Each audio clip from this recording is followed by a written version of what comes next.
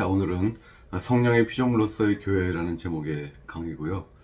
한스킹 교회 이 파트를 혹시 가지고 계시면 같이 보면서 읽으셔도 좋겠습니다. 제가 이 슬라이드를 먼저 한번 잠깐 보여드릴게요. 아마 많은 분들이 느꼈겠지만 한스킹의 교회론에서는 교회를 크게 세 가지로 봅니다.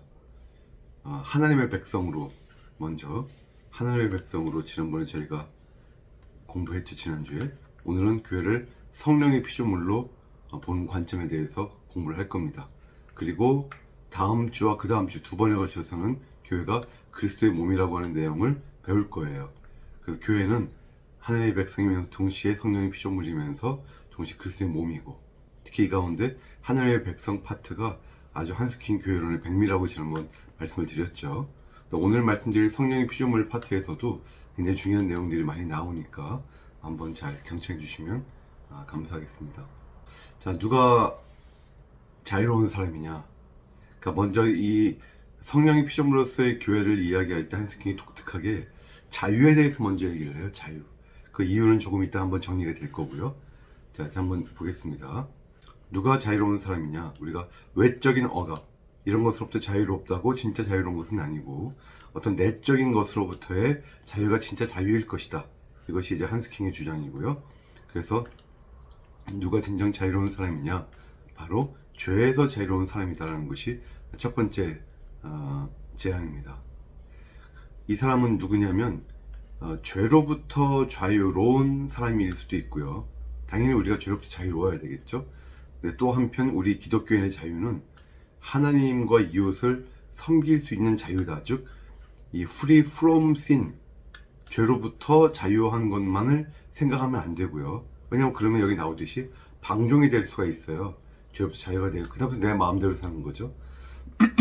성경이 말하는 자유는, 진짜 자유는 free from sin의 의미만 있는 것이 아니고, 그렇게 되면서 free to, 그죠? 이 자유롭게 하나님과 이웃을 섬기는 거예요. 이것이 성경의 아주 중요한 자유의 내용이 되겠습니다. 이해되시죠? 근데 죄에서만 자유로운 게 진짜 자유가 아니에요. 율법을 보죠, 한번. 성경에 나오는 율법이라는 것은요, 그 자체가 원래 거룩하고 의롭고 선한 거예요. 하지만 율법을 지켜서 의롭다함을 얻을 필요는 없죠. 그래서 율법은 오히려 우리 현실 속에서는 죄와 사망의 법으로 작동을 해요. 지키려고 하면 안 지켜져요. 그러니까 결국 율법을 알면 알수록, 들어가면 들어갈수록 내 죄를 깨닫게 만들고, 나는 죽을 놈, 이렇게 사망의 법으로 작동을 하는 것이 율법이죠. 그래서 여기 나오듯이 율법을 섬기는 것은 죽음을 섬기는 것이다. 그리고 정죄의 직분이다. 그래서 율법이 우리를 죄로 인도하죠. 이런 부정적인 의미만 있는 것이 아니라 또한 긍정적인 목적도 있습니다. 그건 뭐냐면 율법을 통해서 우리가 그리스도에게로 인도함을 받죠. 그래서 율법에 대해서 우리가 세 가지 사용이 성경에 나온다고 일반적으로 정리가 되어 있어요. 켈빈이 이걸 정리 이렇게 했어요. 율법의 3사용 그러죠. 율법의 1사용은 정죄. 율법은 우리를 정죄하는 기능이 있어요. 정죄하는 쪽으로 사용되고, 또 두 번째 2사용은 뭐냐면 정죄된 우리가 율법을 통해 구원받지 못함을 깨닫고 결국은 따라서 날 위해서, 내 죄를 위해서 십자가에 죽으신 예수님께로 나오게 만드는, 즉 복음을 영접하게 만드는, 그러니까 정죄의 1사용과 복음을 영접하게 만드는 이렇게 2사용. 여기까지는 여러분 이해되시죠? 제 3사용도 있어요. 3사용은 성화. 율법의 내용을 우리가 꾸준히 연구하고 준행하고 지키려고 노력을 하면 그것이 우리가 성화될 수 있게 큰 도움을 준다는 거죠. 이건 켈빈만 말한 것이 아니고 루터도 이런 얘기를 했다고 일반적으로 알려져 있고, 그렇습니다. 이런 것들이 이제 율법의 기능이죠. 그래서 누가 자유로운 사람이냐면 율법으로부터 자유로워진 사람이 진정 자유로운 사람이다 하는 겁니다. 근데 여기 나오듯이 율법에서의 자유는 이것도 마찬가지로 죄로부터의 자유처럼 어떤 방종을 말하는 게 아니에요. 그래서 아주 중요한 거죠. 우리가 율법에서 자유로워지면 독립적이 되는 거잖아요. 하지만 의무가 생겨요. 독특하죠. 우리가 어떤 율법으로부터 자유로워지면 나의 힘이 주어지는 것 같죠? 근데 또 포기해야 되는 게 생겨요. 자립적이 됐죠? 하지만 봉사해야 되며 주인이 됐죠? 종이 돼요. 이런 역설적으로 동전의 양면처럼 이렇게 결합되어 있는 것이 기독교인의 자유다. 여기 나오듯이 이것이 바로 세상 사람들과 유대인들에게 수수께끼다 하는 거예요. 근데 이 수수께끼를 푸는 열쇠는 바로 사랑이라는 거고, 바로 이 사랑 안에서는 주인이 종이 돼요. 신기하죠? 종이 주인이 되고, 또 자유가 의무가 되고, 의무가 자유가 되는 것이 이 사랑 안에서 가능하다.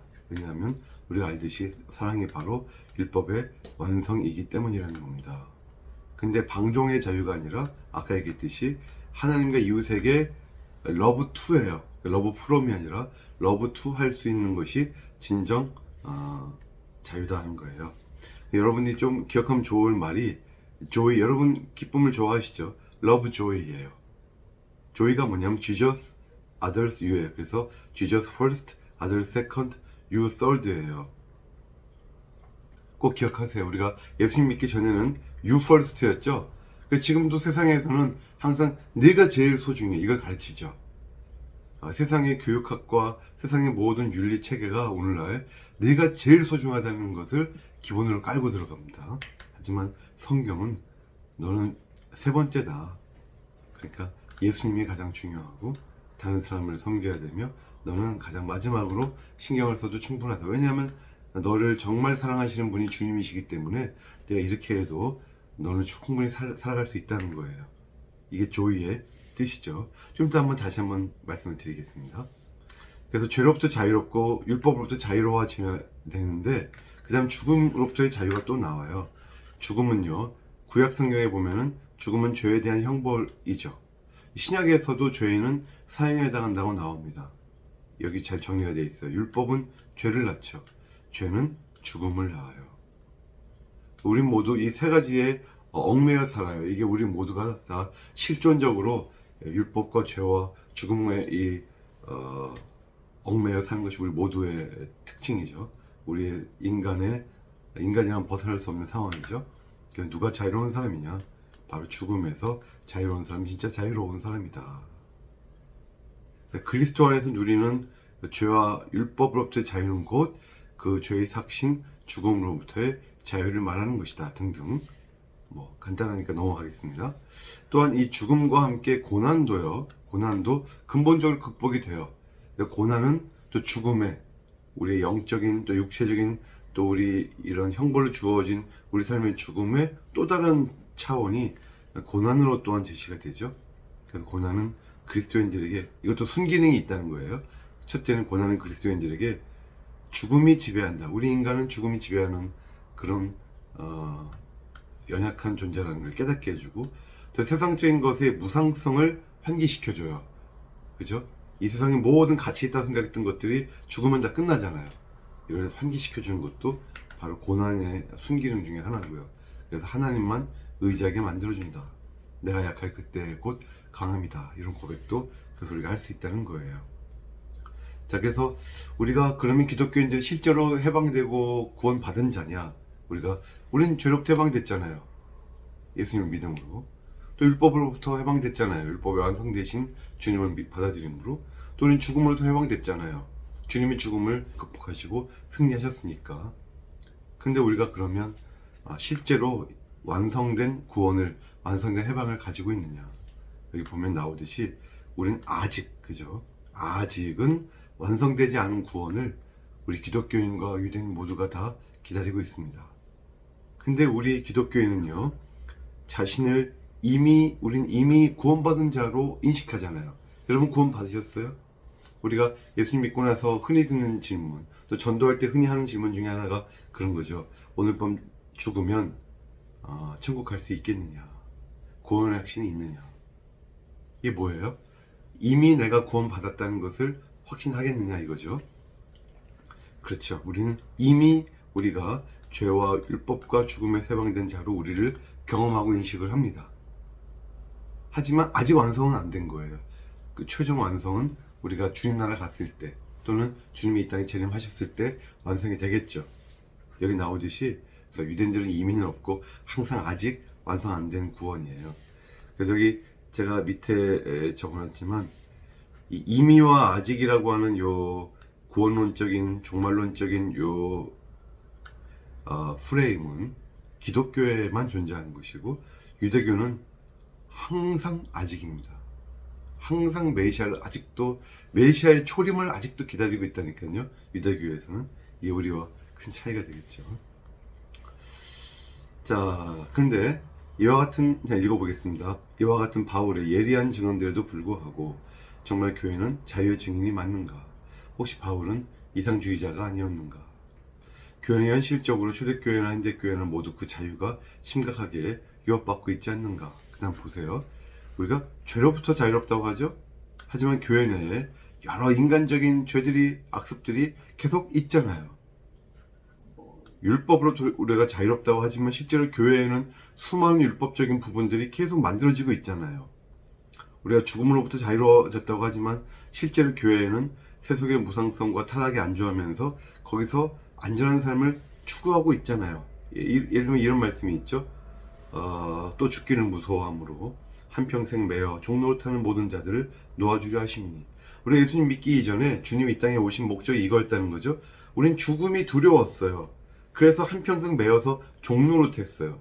거기서 우리를 놓아주기 위해서 오신 건데, 예수님 믿고 나서도 교회가, 또 우리 개인들이 여전히 죽음으로부터, 그죠? 내가 사회적으로 소외당하면 결국 사회적으로 죽죠. 그러니까 소외 안 당하기 위해서 서양 사람들에게 우리가 잘 보이려고 하고, 또 우리가 돈이 없으면 결국은, 극단적으로 말하면 결국은 돈이 없으면 굶어 죽겠죠.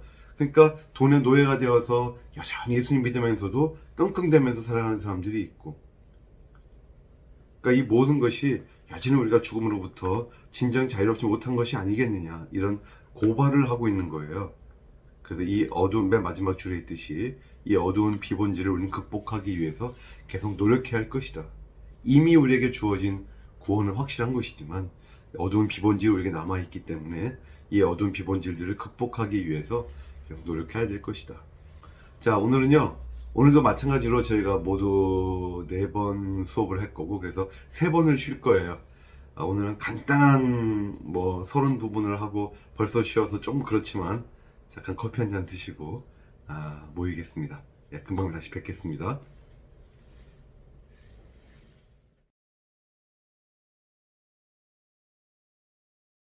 자, 잘 쉬고 오셨죠? 예, 2번째 시간 시작합니다. 이제부터 본론인데요. 성령의 교회. 자, 우리가 자유 얘기를 왜 지금까지 한참 했느냐? 예, 그 이유가 나옵니다. 자유는요, 하나님의 선물이에요. 인간에겐 그 근거가 있지 않다는 거죠. 우린 자유를 위해서 부르심을 입었어요. 근데 그 자유가, 우리 인간이 가지는 하나님 주시는 자유가 성령의 역사에 의해서 일어난다는 거예요. 밑에 나오듯이 주는 영이시니 주의 영이 계신 곳에는 자유가 있느니라. 근데 성령이 어떻게 우리를 자유 가운데로 인도하시느냐, 보니까 말씀과 그리고 성례전 속에서 우리를 강하게 하시고 우리 안에서 그의 자유를 일깨우신다는 거예요. 말씀은 쓰여진 글씨죠, 일단은요. 그리고 성례전은 우리가 보게 되는 거죠. 글씨는 아니고 보는 어떤 의식이죠. 그래서 성례전은 보통 보이는 말씀이라고 해요. 보이는 말씀. 그리고 성경 말씀은 쓰여져 있는 기록된 말씀이죠. 기록된 말씀과 보여지는 말씀, 이 2가지 속에서 성령이 역사를 하셔서 우리에게 참 자유를 주신다는 겁니다. 자, 그런데요, 이게 우리 각 개인이 이런 자유를 누릴 수 있다는 데서 멈추면 안 된다는 거죠. 개인에게 성령이 선물로 주어진 것은 곧 공동체, 곧 교회에 선수된 성령을 전제로 한다는 거예요. 그래서 이제 성령의 피조물로서의 교회를 다루기 전에 자유 얘기를 한참 했고, 그래서 이제부터 성령 얘기를 하려고 하는 겁니다. 자, 첫 번째, 성령은요, 종말의 은사로서 주어졌어요. 에스카톨로지컬 기프트, 종말 마지막 때에 우리에게 은혜로 주어진 분이 성령이에요. 보통 여러분 은사 그러면 성령의 은사, 성령이 주시는 여러 가지 은사, 방언이나 예언이나 가르치는 은사나 섬기는 은사, 이렇게 성령이 주시는 은사를 생각하죠. 은사 그러면. 근데 성령 자체가 은사시라는 거예요. 우리에게 주어진, 종말에 주어진 하나님의 은사. 은사라는 것이 뒤에도 한번 나오겠지만 기프트예요. 우리에게 주어진 선물입니다. 이 선물이 주어진 목적은 뒤에서 한번 제가 정리를 할게요. 자, 읽어보겠습니다. 종말에는 모든 백성이 하나님의 영으로 충만하게 될 것이 구약에 예언되었다. 그리고 성령의 시효는 종말 사건의 계시를 알리는 신호였다. 우리 요엘 말씀 다 잘 아시죠? 하지만 성령을 초자연적이고 정령 숭배적이고 마술적인 존재로서가 아니라 오히려 인격적인 관계와 은사 속에서 드러나는 하나님 자신으로 인식을 해야 한다는 거예요. 그래서 맨 마지막 문장, 성령은요 공동체와 개인이 마지막 때에 받게 될 종말론적 은사입니다. 구약시대에는 성령이 이런 식으로 은사로 주어지질 않았죠. 우리에게만 주어진 거예요. 여기서 이 개인도 그냥 개인이 아니라 세례를 통해서 공동체에 받아들여진 개인으로서의 개인을 말하는 거예요. 그러니까 성령은 이 종말에 어떤 개인들에게 주어졌다 이렇게 보시지 마시고요. 성령은 종말에 하나님의 새로운 백성, 즉 교회에 주어졌고 그 교회에 주어진 하나하나의 구성체들에게 각각 주어진 것이다. 이렇게 이해를 하시면 되겠습니다. 이제 마가복음, 마태복음에 보면요, 성령을 주로 기독론적 진술, 즉 예수 그리스도와에 대한 진술과 함께 기술하는 내용들이 많고, 누가복음과 사도행전 같은 누가의 저작물에 보면 성령의 부어짐이 신자가 된 자명한 결과다. 그러니까 믿게 됐으면, 믿음을 가졌으면 성령이 부어진다 이렇게 설명을 하고, 특히 성령 강림절 기사를 통해서 공동체 모두에게 성령이 부어졌음을 선포하죠. 그리고 또 다른 복음서인 제4복음서 요한복음, 오늘 요한복음 얘기가 뒤에서 이제 여러 번 나올 건데요. 요한복음에도 이 공간복음이나 바울 서신들과 마찬가지로 공간복음은 마태, 마가, 누가복음 세 가지의 복음서를 얘기하죠. 공간복음이나 바울 서신과 마찬가지로 부활 이후의 성령 강림에 대해서는 여기서는 잘 언급하지 않고, 무슨 말이냐면 그 오순절 성령 임하신 거가 제4복음서에는 그거보다는 다른 성령에 대해서 나와요. 이게 뭐냐면 예수님이 부활할 때 이미 우리에게 주신 것으로 나옵니다. 밑에 나오죠. 요한복음 20장 22절 말씀 기억하셔야 될 거예요. 이 말씀을 하시고 그들을 향하사 숨을 내쉬며 이르시되 성령을 받으라. 성령을 받으라. 이건 아직 오순절 전이고 예수님이 부활하신 직후에 제자들에게 하신 말씀이죠. 그래서 이것을, 요 말씀을 작은 오순절이라고도 해요. 작은 오순절. 하지만 교회가 자신이 종말적 공동체임을 진정 경험하고 증언하게 된 것은 성령 강림, 즉 오순절 이후다라고 하는 것이 결론이고요. 따라서 교회, 적어도 누가가 기술했던 선교적 교회의 시간은, 그러니까 교회라고 하는 것의 시간은, 출발은 성령이 임하시면서 출발을 했죠. 그래서 교회의 시간은 곧 성령의 시간이다. 이것이 중요한 결론이 되겠습니다. 근데 이제 복음서는 그랬고요. 바울 서신서에 보면 바울은 사도행전과는 달리 성령이 어떤 특정한 부가적 행위를 위한 은사로서만 주어진 것이 아니라 우리 신자의 존재를 근본적으로 결정하는 인격적인 분이시다라는 것을 명확하게 해요. 예를 들어서 또 사도행전을 보면 믿는 자에게 성령이 임하셨다 그랬죠. 믿는 자에게 성령이 임하셨다. 근데 바울서에 보면은 신앙의 성령으로 소급돼요. 다시 말해서 성령께서 우리 있으셔야 신앙을 가지게 된다는 거예요. 우리가 신앙을 가지게 되는 것이 성령이 있으셔야만 예수님을 우리가 주로 고백할 수 있게 된다는 것이죠. 그리고 사도행전에서는 성령을 달라고 이제 기도하는 내용이 나오는데, 바울서에서는 우리의 기도 자체가 성령의 행위로 이해가 된다. 또 성령이 로마서에 보면은 우리 안에서 말할 수 없는 탄식으로 우리를 위해서 우린 마땅히 기도할 바를 알지 못하지만 기도하시는 분으로 나오죠. 그래서 성령 없이는, 한스킹의 결론은 이 성령이 없이는 우리의 종말론적인 실존 자체가 불가능하다. 이것이 바울의 주장이었다는 거죠. 그리고 각 개인은 물론 이 교회의 존재도 성령 없이는 종말론적으로 불가능하다. 그래서 사실은 교회는 종말론적 기관입니다. 바울은 성령 안에서와 그리스도 안에서를 같은 의미로 많이 쓰죠. 또 성령과 우리 안에 그리스도라는 표현도 동일한 의미로 써요. 그래서 맨 밑에 나오듯이 우리가 하나님, 그리스도, 성령과의 만남이 궁극적으로 한 실제와의 만남이다. 이 삼위일체죠. 여러분 삼위일체 잘 공부하셨어요? 이번 학기에도 삼위일체 과목이 있는 것으로 알고 있는데, 삼위일체에 대한 가장 고전적인 그리고 가장 정통적인 도식 하나만 여러분에게 잠깐 보여드리겠습니다. 하나님은요, 성부 하나님이시고 성자 하나님이시고 성령 하나님이시죠. 그렇죠? 하지만 성부는 성자가 아니며 성부는 성령이 아니며 또 성자는 성령이 아니다. 이 간단한 도식이고 참 이게 무슨 뜻인지 이해하기가 정확하게 어렵지만, 이 도식이 삼위일체에 대한 가장 전통적으로 간단하게 정리됐지만 모든 것이 다 들어가 있다고 생각되는 중요한 도식이 되겠습니다. 세 인격과 한 신격이죠. 자, 그래서 성령은요, 높임받은 주님의 지상적인 현재다. 또한 성령 안에서 그리스도는 교회의 주가 되신다. 부활하신 주는 성령 안에서 공동체와 개인에게 역사하고 행동하신다. 성령은 엑스터시와 기적의 능력 이상이다. 엑스터시와 기적의 능력이 아니다는 건 아닙니다. 하지만 그거 이상이다. 거기 머물러 있으면 안 된다. 인간이 전혀 저항할 수 없는 마법적인 힘으로 역사하시는 분이 아니고, 오히려 인간이 책임감을 가지고 능동적으로 의식적으로 긍정의 응답을 할 수 있는 가능성을 창조해 내세요.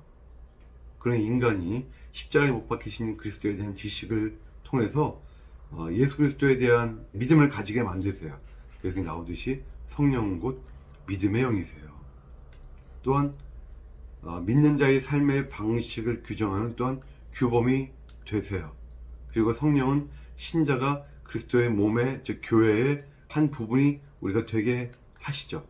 또한 서로 다른 성령의 은사를 가진 많은 구성원들로 이루어진 이 몸이 한 통일체가 되게 하시는 것도 다 성령의 역사시라는 거예요. 그래서 우리에게 주어진 성령은 종말이 이미 주어진 것에 대한 증표예요. 성령이 이 땅에 임하신 것은 종말의 시작을 말씀하시는 것이고, 이미 우리가 선취했다는 것, 종말이 이미 우리에게 임했다는 것을 우리에게 증표로 보여주신 것이, 성령이 우리에게 임하신 것이 그 뜻이다라는 것이고, 또한 아직 완성되지 않은 것을 또한 보여주기도 합니다. 그래서 우리가 완성되지 않은 종말, 완성되는 그 날까지, 그 순간까지 우리가 끝까지 함께 하시는, 내주하시는 분이 성령이시죠. 성령은 종말에 대한 보증과 담보와 봉인의 의미를 가진다. 우리가 이제 오늘 시간은 성령론 시간이 아니기 때문에 성령에 대해서 더 깊이 있는 많은 내용들을 다루기는 어렵습니다만, 지금 말씀드리는 이 중간중간에 나오는 이 내용들이 복음주의에서 일반적으로 받아들이고 있는 정리된 성령론의 중요한 내용들이 되겠습니다. 자, 성령의, 이제 두 번째는 성령의 전으로서의 교회를 볼 거예요. 교회와 성령의 관계성을 설명해주는 본문 고전적으로 세 가지가 있다고 되어 있죠. 첫 번째 본문은요, 개별 공동체, 각 지역교회, 여러분이 지금 다니시는 그 교회 있죠. 각 교회가 성령에 의해서 건축된다는 거예요. 여기서 이제 고린도전서 3장 16절 말씀이 있죠. 여기서 성령의 전이라고 하는 이제 내용이 나오는데, 이것은 어떤 이상적인 교회, 우리가 지난번 설명드린 비가시적 교회, 안 보이는 어떤 이상적인 교회, 플라톤적인 저 위에 있는 어떤 그 교회가 성령의 전이다, 그 뜻이 아니고, 이 신약 성경에서 처음 이 말씀이 성령의 전이라는 말이 나온 것이 고린도 교회인데, 고린도 교회라고 하는 개별 공동체에 처음 쓰여져요, 이 단어가. 그런데 여러분 아시다시피 고린도 공동체는 거룩하지가 않은 동네였잖아요. 상당히 음란한 부분도 많고 문제가 많았죠. 그래서 거룩하지만, 분명히 거룩한 게 교회인데 또한 거룩하지가 않아요, 그들이. 그래서 이런 공동체에 대한 일종의 경고로서 그들이 성령의 전이다라고 말해주고 있다는 겁니다. 그래서 교회가 성령의 전이라고 하는 이 표현은 어떤 유심론적인 의미, 어떤 이상적인 의미, 플라톤적인 의미가 아니라 교회의 전 실존에 대한 거예요. 죄도 짓고 문제가 많고 그래도 너는 성령의 전이다, 이거예요. 그래서 하나님 또 주님이 성령 안에서 공동체 내의 인간적인 모든 것들에도 불구하고 현존하세요. 우리들에게. 즉 교회는 하나님이 세계에 현존하시는 특별한 장소시다 하는 거예요. 자, 밑에 제가 말씀을 두 개를 이제 꺼내놨는데, 자, 고린도전서 3장 16절을 봅시다. 이 말씀은 너희는 너희가 하나님의 성전인 것과 하나님의 성령이 너희 안에 계시는 것을 알지 못하느냐 그랬죠. 너희는 너희가, 이 복수죠. You yourselves. 그래서 너희는 너희가 하나님의 성전인 것, the temple of God 인 것을 알지 못하느냐. 하나님의 성전은 단수죠. 그러니까 고린도전서 3장 16절은 어떤 교회를 구성하는 공동체, 그 공동체가 하나님의 성전이다. 그러니까 하나님의 성전은 하나님 성령이 거하시는 그 곳은 그 공동체라는 거예요. 근데 거기에만 머물지 않습니다. 고린도전서 3장 16절 말고 6장 19절에 보면 너희 몸은 너희가 하나님께로부터 받은 바 너희 가운데 계신 성령의 전인 줄을 알지 못하느냐. 너희는 너희 자신의 것이 아니라. 여기서 너희 몸은 이거 단수죠. Your body is. 그래서 성령의 전인 것을, The Temple of Holy Spirit인 것을 알지 못하느냐. 이게 여기서는 그 교회를 구성하는 각 지체 개인들이 성령의 전이시다. 그래서 이 두 말씀은 공동체로서의 성령의 전과 각 개체로서의 성령의 전, 이 두 가지 내용을 다 우리에게 들려주는 것이다 라고 일반적으로 전통적으로 해석되어져 왔습니다. 그렇게 여러분들이 이해하시면 되겠습니다. 그래서 각 지역의 개별 공동체만 성령의 전이 아니고요. 두 번째 내용은 또한 전체 교회가, 그죠? 전체 교회가 성령의 전이다. 성령의 건축물이다. 에베소 밑에 말씀 나오듯이 성령의 이 건축물 이야기가요. 이번에는 유대인과 이방인을 지칭하는 가까운 데 있는 자들, 그리고 먼 데 있는 자들 다 포함하는 굉장히 넓은 전체 교회에 대한 내용을 지칭하면서 이들이 성령의 건축물이다라고 이제 나온다는 거예요. 그러니까 여러분 이 내용을 보면 아시겠죠? 각 지역 교회 하나하나가 성령의 건축물이고 성령의 전이고요. 또한 전체 교회가 또한 성령의 전이다. 성령의 지으신 빌딩, 건축물이다 라고 하는 이 내용이라는 거예요.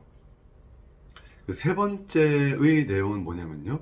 또한 각 개체, 한 명 한 명의 신자들이 성령이 지으신 빌딩이다라는 거예요. 보세요. 믿는 자들은 신령한 집으로 세워지는, 빌트업 됐어요. 이미 세워졌어요. 현재 완료죠. 동시에 신령한 집을 짓게 된다. 그들은 빌드해야 된다. 그러니까 이미와 또 아직 뭐 이런 개념을 또 좀 보여준다고도 볼 수 있고요. 밑에 너희도 산돌같이 신령한 집으로 세워지고 그랬죠. 그래서 우리가 그리스도는 모퉁이 돌이죠. 밑에 나오지만 모퉁이 돌인데 또한 그분은 집 전체를 떠받치고 지탱하는 주춧돌, 즉 산돌이시다는 거예요. 리빙스톤. 이는 죽으신 그리스도가 부활한 자, 곧 산자이기 때문이다. 또한 그리스도를 통해서 믿게 된 우리 신자들도, 우리들도 죽음에서 해방된 산돌이 된 거예요. 우리들도. 여기 5절에 너희도 산돌같이 그랬잖아요. 산돌이신 예수님, 그리고 산돌같이 된 우리들. 그래서 우리들도 신령한 집으로 세워지고 또 세워가야 된다 하는 내용입니다. 본문에 봤을 때 세우다라는 이 동사의 헬라어 형태가 직설법과 명령법을 모두 내포한다. 직설법은 뭐예요? 너희들은 세워졌다 이 말이에요. 명령법은 뭐예요? 세워라 이 말이에요. 의미상으로는 그런데 이 말씀을 명령형으로 이해해야 된다. 즉 산돌인 우리는 우리 자신을 산돌로서 세워지게 해야 된다는 거예요. 어떻게? How? 거기에 대해서 성전은 곧 제사를 통해서 하나님께 예배를 드리는 곳이잖아요. 그래서 신령한 성전의 표상은 곧 신령한 제사를 드릴 성전 제사장의 표상으로 바뀝니다. 여기서 우리가 제사를 드려야 돼요. 즉 우리 신자들은 하나님께 예물을 드려야 돼요. 근데 그 제물이 뭐냐? 동물, 음식, 향 같은 물질적인 것이 아니라 기도와 감사와 찬양과 참회, 신앙과 또 사랑의 열매 등과 같은 신령한 또 영적인 이런 제물들을 주님께 드려야 한다는 거고, 이 제물들은 우리의 노력으로 드리는 것이 아니라 대제사장 대신 그리스도를 통해서 바쳐지는 산 제사가 되는 것이다. 로마에서 나오는 말씀처럼 그렇다는 거죠. 이처럼, 자 보세요. 이처럼 하나님의 영이 교회의 실존의 근거가 되어 생명의 원리가 되어 지속의 원리가 되어, 우리가 다시 한번 정리를 해보면 각 개별 공동체가 다 성령의 건축물이죠. 그러니까 우리 모두의 개별 공동체 실존의 근거가 성령이시라는 거예요. 그리고 전체 교회가 성령의 피조물이라고 그랬죠. 그러니까 우리 교회의 생명의 원리가 바로 성령이시라는 거고, 또 신자들이 이 신령한 집으로 계속 세워가야 된다 그랬죠. 지속의 원리, 그러니까 교회에 대한 실존의 근거, 생명의 원리, 지속의 원리가 곧 성령이시라는 거예요. 그런 의미에서 교회는 성령의 피조물이다 라는 이제 결론을 내린 겁니다. 그래서 여기에서 이제 우리가 교회와 성령의 통일성을 이렇게 해서 뭔가 이해를 하면서 동시에 교회와 성령의 어떤 양자의 차이도 알아야 한다는 거예요. 이 차이가 이제부터 나옵니다. 차이가 무엇이냐? 성령 아래에 있는 교회, 성령과 교회의 차이. 첫 번째, 성령은 교회가 아니다. 당연하죠. 근데 사실 로마 카톨릭이 오랫동안 자신을 거의 성령과 동일시했어요. 심지어 성육신하신 그리스도와 자기들 거의 동일시를 해왔죠. 자, 첫째, 성령은 교회가 아니다. 읽어보겠습니다. 성령과 교회를 동일시하는 것은 매우 위험한 일이다. 성령은 교회의 영이 아니고 하나님의 영이다. 성경에 여기 나오지만요, 성경 어디에도 성령을 교회의 영이다 라고 부르는 경우가 없습니다. 성령은 자유로우신 영이세요. 교회를 세우시고 지탱하시고 지배하시는 영이시죠. 결코 교회의 영, 교회에 종속된 영이 아니시라는 거예요. 그래서 신적인 영인 성령과 인간들의 구성체인 교회는 결합되어 있지만 동일시될 수는 없는 거예요. 그래서 그 다음에 아주 중요한 말이 나와요. 우리가 지난번에 한스퀸 교회론의 백미가 교회를 하나님의 백성으로, 구약 유대인들이 옛 하나님의 백성이고 우리는 새 하나님의 백성으로서 강하게 인식하는 것이라고 했죠. 또한 한스퀸 교회론의 굉장히 중요한 두 번째 백미라고도 할 수 있는 게 여기 나와요. 교회를요, 성도들의 공동체, 아주 중요해요. 커뮤니오 상토룸으로 먼저 봐요. 이거는 오랫동안 그렇게 봐왔어요. 본회퍼의 논문, 박사 논문인가요? 그 제목도 커뮤니오 상토룸이에요. 성도들의 공동체. 근데 여기에 머물지 않고 교회를 또한 죄인들의 공동체, 커뮤니오 베카토룸으로 봤다는 거예요. 교회는 성도들의 공동체이면서 동시에 죄인들의 공동체다. 굉장히 획기적인, 엄청난 도전적인 교회론입니다. 교회는요, 죄 있는 피조물이라는 거예요. 그러니까 성령은 하지만 죄에서 자유로우시죠. 거룩한 영이시죠. 그래서 죄 있는 피조물 된 우리 교회에 죄에서 완전히 자유로우신 거룩한 영이신 성령이 거하신다는 거예요. 따라서 혼란을 피하기 위해서라도 우리 개별 신자는 물론이거니와 교회를 어떤 거룩한 실제로 부르는 것은 피해야 되겠다는 거죠. 밑에 제가 아주 중요한 내용을 적어놨습니다. 여러분 이건 꼭 기억하셔야 될 것 같아요. 루터가 뭐라고 했어요? 우리 그리스도인, 크리스찬을 의인이면서 동시에 죄인이라 그랬어요. 우리는 거듭난 죄인일 뿐이다, 이렇게 얘기를 했죠, 루터가. 이때 유명한 말을 이렇게 라틴어로 뭐라고 했습니까? 시물은 동시에 뜻이죠. 시물 유스투스 에트 페카토르. 시물 유스투스 에트 페카토르. 우리는 의인이면서 동시에 죄인이다, 이렇게 표현을 했죠. 근데 한스킹은 이걸 교회론에다 적용을 한 거예요. 교회는 성도의 공동체이면서 동시에 죄인의 공동체다. 시물 커뮤니오 상토룸 에트 커뮤니오 베카토룸. 그래서 이 내용을 이해하시면 이게 로마 카톨릭의 교회론에 얼마나 큰 반기를 들고 도전을 하는 내용이냐, 이제 우리가 알 수가 있겠습니다.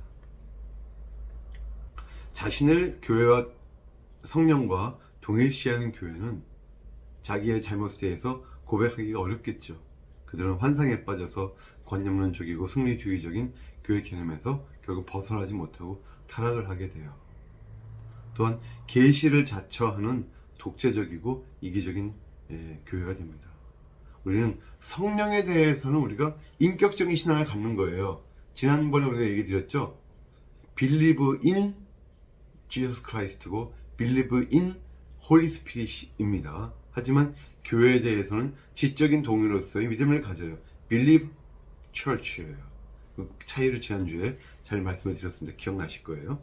우리는 교회와 우리 자신을 신앙하지는 않는다. 자, 교회와 성령이 뭐가 되냐? 두 번째는요. 성령은 교회와 교회에 선행해요. 하나님이 성령 안에서 교회를 창조하셨다는 점에서 교회보다 성령이 삼위일체 되신 성령이 먼저입니다. 성령이 교회에 보게 된 것이 아니에요. 성령이 있고 교회가 있는 거지 교회가 있고 성령이 있으신 것이 아니라는 거죠. 세 번째, 성령은 자신이 역사하고자 한 곳에서 역사하세요. 무슨 말이냐면 성령의 활동을 교회에 제한 두지 마라. 이 부분은 좀 이제 예민할 수 있는 부분인데 그래도 잘 읽어보세요. 가톨릭 교회뿐만이 아니라 성령은 전 기독교계에서 활동하세요. 당연하죠. 근데 기독교계뿐만 아니라 전 세계에서 활동하세요. 여기서 문제가 제기가 돼요. 여러분 어떻게 생각하세요? 여러분 믿지 않는 여러분의 친구, 믿지 않는 저 옆에 가정, 믿지 않는 저 사람들의 저 모임에서도 성령이 활동하실까요? 일반 은총과 특별 은총, 여러분 그런 거 다 이제 배우셨죠. 일반 은총적인 측면에서 다 역사하고 계신다고 우리는 믿습니다. 그래서 이걸 정말 우리가 확신한다면 우리가 비기독교 종교에 대해서 우리 태도가 좀 더 신중하고, 여기까지는 말이 좋은데 개방적이 될 수 있지 않았을까 하는 걸 이제 말하는 거예요. 근데 이 내용을요, 비기독교 종교에 대해서 받아들이자는 건가? 혹시 종교 다원주의인가? 이렇게 의심할 필요까지는 없겠습니다. 한스킹은 지금 종교 다원주의를 말하는 것은 아니고 제2차 바티칸 공회에, 여러분 지난번 말씀드렸죠. 1962년부터 65년까지 열렸었던 이 로마 카톨릭 전체 역사에서 정말 교회론적으로 엄청나게 변화를 겪은 그 공회죠. 거기에서 타 종교에 대한 관용을 부르짖었잖아요. 지금 그것을 염두에 둔 표현입니다. 그리고 또한 성령이 카톨릭 교회뿐만 아니라 전 기독교계에서 활동하신다는 사실을 확신했더라면 다른 교파에 대한 카톨릭 교회의 태도가 좀 더 개방적이고 겸손해질 수 있지 않았겠느냐. 그래서 이 제2차 바티칸 때 우리 개신교를 이제 형제로 부르기 시작했다는 그때 말씀을 드렸죠. 이전까지는 이단이었는데, 성령은 카톨릭 교회만 머물러 계시지 않고 또 기독교에만 머물러 계시지 않고 온 우주에서 활동하시는 분으로 우리가 인식을 해야 된다는 거고요. 또한 네 번째는 성령은 역사하고 싶으실 때 역사하신다는 거예요. 자유의 영이에요. 밑에 보면은 하나님의, 이거 중요한 문장이죠. 하나님의 영은 불어야 할 때 분다고 우리가 말할 수 없다는 거예요. 하나님의 영 지금 부르셔야 돼요. 이렇게 우리가 하나님의 영께 명령을 내릴 수가 없다는 거예요. 자유가 있으신 분인데, 그죠? 오히려 하나님의 영은 불고 싶을 때 부신다라고 말하는 것이 더 정확하다는 겁니다. 절대적으로 자유로우신 성령에게 지금 행동하거나 행동하지 말라고 강요할 수 없다. 물론 하나님이 자신을 말씀과 성례전에, 아까 말씀드렸죠? 그러니까 기록된 말씀과 이 보이는 말씀, 하나님이 자신을, 성령이 자신을 기록된 말씀과 보이는 말씀에 결합은 시키셨지만 이것은 그분의 부자유함에 대한 증거가 아니라 오히려 모든 권력과 그런 것들을 뛰어넘는 하나님의 엄청난 자유를 입증하는 것이다 하는 거죠. 성령은 그 자신의 이 자유의 법 외에는 어떤 법에도 종속되어 있지 않다. 하나님의 영은 교회 율법과 교회법과 교회의 힘에 종속되어 있지 않고 오히려 반대로 하나님의 영이 이들을 지배한다. 교회율법과 교회법과 교회 힘으로 성령을 자신의 소유로 만들 수 있다고 생각하는 사람이 있다면, 교회 역사에 그런 분들이 많았다고 볼 수 있죠. 반드시 무너진다. 좀 더 이제 구체적으로 이 내용 볼게요. 하나님이 자신의 말씀과 성례전에 결합시키셨다는 것은 하나님의 의무가 아니라 오히려 우리 인간의 의무를 말하는 것이다. 인간의 의무다. 인간이 하나님에게 요청한 것이 아니고요, 하나님의 인간에게 요청하시는 거예요. 말씀과 성례전을 통해서 우리에게 절대적인 신앙을 요구하시는 거예요. 근데 그 다음 나오는 문장이 로마 카톨릭에서 보면 굉장히 괘씸한 문장이에요. 말씀이나 성례전은 자동적으로 작동하는 것이 아니다. 신앙이 없으면 영향력도 없다. 그 다음 쭉 읽어보겠습니다. 성령이 교회 내에 거주하시고 교회를 통해 역사하시는 것은 맞는데, 교회는 그저 성령이여 오소서 come Holy Spirit veni sancte spiritus 라고 기도하고 간청할 뿐이에요. 그리고 성령이여 우리와 함께 머무르소서 mane sancte spiritus, mane는 remain이죠. remain sancte spiritus 이렇게 기도할 수 있을 뿐이에요. 명령은 우리가 못하는 거예요. 그래서 사제의 사역이 성령의 사역을 강제할 수가 없다. 이 사실을 로마 카톨릭이 올바로 인식했더라면 카톨릭의 성례전이 더 올바라질 수 있었을 것이다.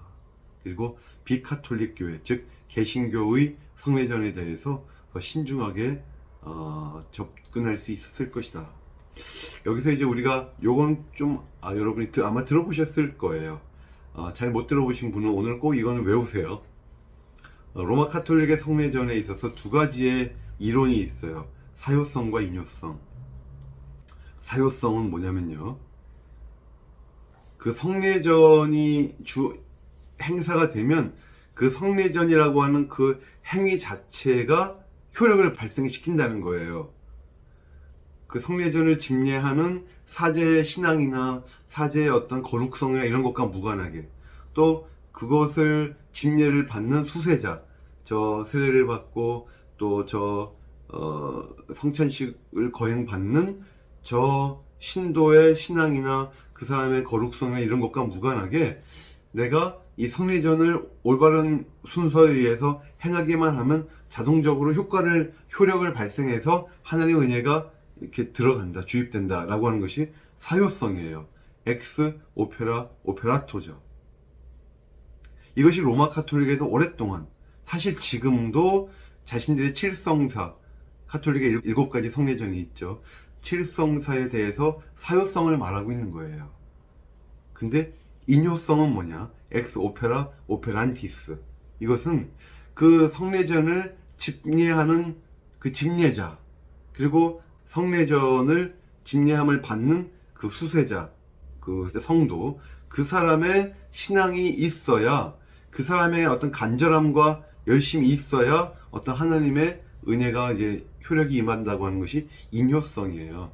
로마 카톨릭은 사효성을 주장했고, 인효성을 카톨릭에서 말은 했는데, 그거는 이제 카톨릭에는요, 칠성사 같은 성례가 있고 또 준성례라는 게 있어요. 준성례, 성례전에 준하는 준성례에 대해서는 인효성을 말해보긴 했습니다. 하지만 지금 한스킹의 요 내용들은요, 카톨릭의 그 칠성사, 성례전 자체가 사효성이 아니라 사실은 인효성에 의해서 인효성적인 측면을 가미해야 된다라고 하는 요 내용을 지금 제안을 하고 있고 도전을 하고 있는 거죠. 요 내용 꼭 이해하셔야 되고요. 교회의 거의 모든 지체들이 불순종을 일삼았어도 하나님의 자유로운 이 성령을 잃어버리진 않았죠. 우리가 잘나서가 아니고 다 하나님의 신실하심이 만든 기적일 뿐입니다. 감사해야 되겠죠. 자, 여러분 조금 이제 피곤해지기 시작하셨죠? 어디 가셔서 조금 더 당을 보충하시고 카페인 조금 더 보충하고 오시기 바랍니다. 금방 다시 뵐게요. 자, 잘 쉬고 오셨죠? 세 번째 시간입니다. 절반이 지나갔어요. 자, 이제는 카리스마적 구조에 대해서 말씀을 드릴게요.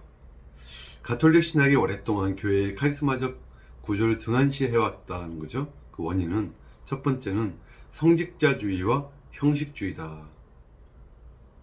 이것은 그러니까 성령을 거의 무시한 거예요. 성직자주의 그리고 형식주의.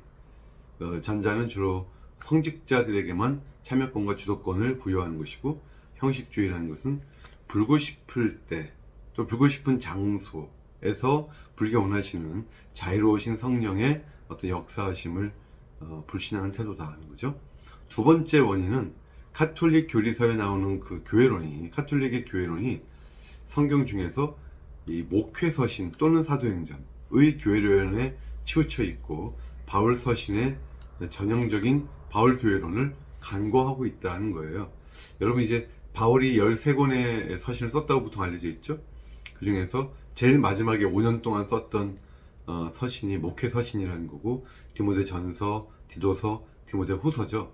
근데 바울의 다른 서신들과는 달리 이 목회 서신들은 조금 더 어떤 교회의 어떤 체계, 교회의 시스템적인 내용들을 뭔가 안정된 상태에서의 내용들을 많이 다루고 있죠.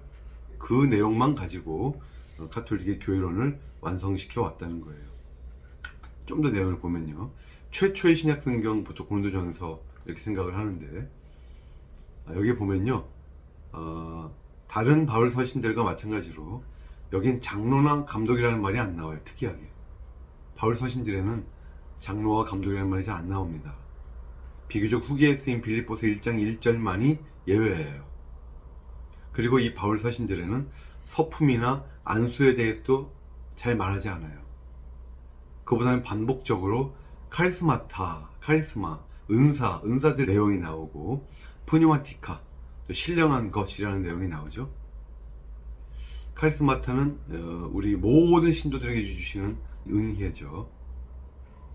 근데 신약 중에서 가장 마지막에 쓰였다고 생각되는 목회 서신들을 보면 모든 신자들이 성령과 또 은사들을 받았다라고 하는 바울의 사상이 강조가 되지 않고, 그 대신에 직무신학이 강조가 돼요. 직무신학. 그리고 성령은 서품 속에서 부여가 되고, 사실 목회 서신을 보면 푸니마티코스, 신령한 스피리추얼이라는 말이 잘 중요하게 다뤄지지 않아요. 다른 바울 서신과는 달리. 이런 내용들이 이제 좀 차이가 있다는 거예요. 카리스마에 대한 내용들은 재발견을 우리가 하고 있고, 이것이 바로 교회론의 재발견과 맥락을 같이 하고 있고, 그래서 가톨릭의 교회론이 바뀌어야 되겠다 하는 것이 한스킹의 중요한 주장입니다. 자, 이제 지금부터는요, 방언 얘기를 좀 할 거예요. 자, 지속적인 교회의 어떤 카리스마적인 구조 중에서 첫 번째, 은사는 특수한 현상이냐, 일반적인 현상이냐, 일상적인 현상이냐. 카리스마를요, 은사를 비범하고 불가사의한 충격적인 현상으로만 보는 것은 오해다, 큰 오해라는 거예요. 대표적인 예로 방언을 들고 있습니다. 방언, 이 방언이라는 것은요, 영에 의해서 고취된 채 어떤 무아지경 상태에서 알아들을 수 없는 언어나 음성으로 표출되는 기도, 노래, 또 찬양, 감사, 이런 것들을 이제 말합니다. 그런데 사실 방언은 기독교에만 있지 않아요. 다른 종교 각성 운동에도 나타납니다. 특히 헬레니즘의 황홀경적인 신비주의에서도 발견된다. 당시 델피의 무녀와 예언녀들이 알아들을 수 없는 말들을 중얼거리는 열광적인 예언으로 유명했다는 거죠. 오늘날에도 불교나 이슬람이나 다른 종교에서도 여러분 가끔 유튜브에서나 아니면 인터넷에서 보실 수 있을 거예요. 황홀경 속에서 알아들을 수 없는 언어로 방언같이 말하는 것들을 우리가 봅니다. 그러니까 방언을 기독교에만 있는 것으로 생각하시면 안 되겠고, 그래서 여기 밑에 보니까 바울도요, 방언의 은사를 강하게 받은 것으로 본인이 말을 하고 있죠. 하지만 그는 세인의 관심을 끄는 이런 비범한 은사들을 상대화시켰다는 거예요. 자, 오늘이 성령론 시간은 아니라고 했습니다. 하지만 성령의 은사의 부분에 대해서 좀 우리가 어쩔 수 없이 다룰 수밖에 없는데, 지금 다루는 이 내용들이 복음주의의 가장 교과서적인 일반적인 내용이 되겠습니다. 자, 방언은요, 바울은 어떻게 표현했냐면 통역의 은사 없이는 소용이 없는 것으로 말을 해요. 그리고 공동체 내에서는 여러 제약 속에서만 사용될 수 있어요. 어떤 공적인 예배 속에서는 방언을 하지 말라 그랬고, 또 예언에 종속되죠. 우리가 예언은 사모하라고 바울이 말을 했으면서도 방언은 사모하라고는 안 했고, 방언은 그치지 않게 하라 정도로 이제 말을 했을 뿐입니다. 그리고 고린도전서 12장에 나오는 은사 목록에도 보면 방언은 제일 끝에 나와요. 유대인들은 언제나 무슨 목록을 나열할 때 중요한 거 순서로 보통 나열하거든요. 제일 마지막이 제일 안 중요한 것. 그래서 은사 목록에 제일 끝에 나오는 것이 방언이다. 물론 우리가 그렇다고 방언을 무시하면 안 되겠습니다만 이런 것은 있다는 거죠. 그리고 심지어 바울이 로마서를 고린도에서 저술한 걸로 되어 있죠. 근데 그 고린도 교회, 방언이 엄청나게 풍성했던 고린도 교회에서 저술한 것으로 추측되는 로마서에도 보면 방언이 은사 목록에 빠져 있어요. 로마서 12장에 보면 바울이 이처럼 방언과 같은 신비한 은사를 상대화시켰을 뿐만 아니라 헬레니즘의 어떤 불가사의하고 어떤 황홀경 속에서 행해지던 이런 신령한 현상들, 푸뉴마티카들을 비판을 하죠. 바울은. 따라서 그가 이런 푸뉴마티카라는 표현보다는 카리스마타라고 하는, 은사라고 하는 용어를 사용하는 것이 의도적인 것이다라는 거예요.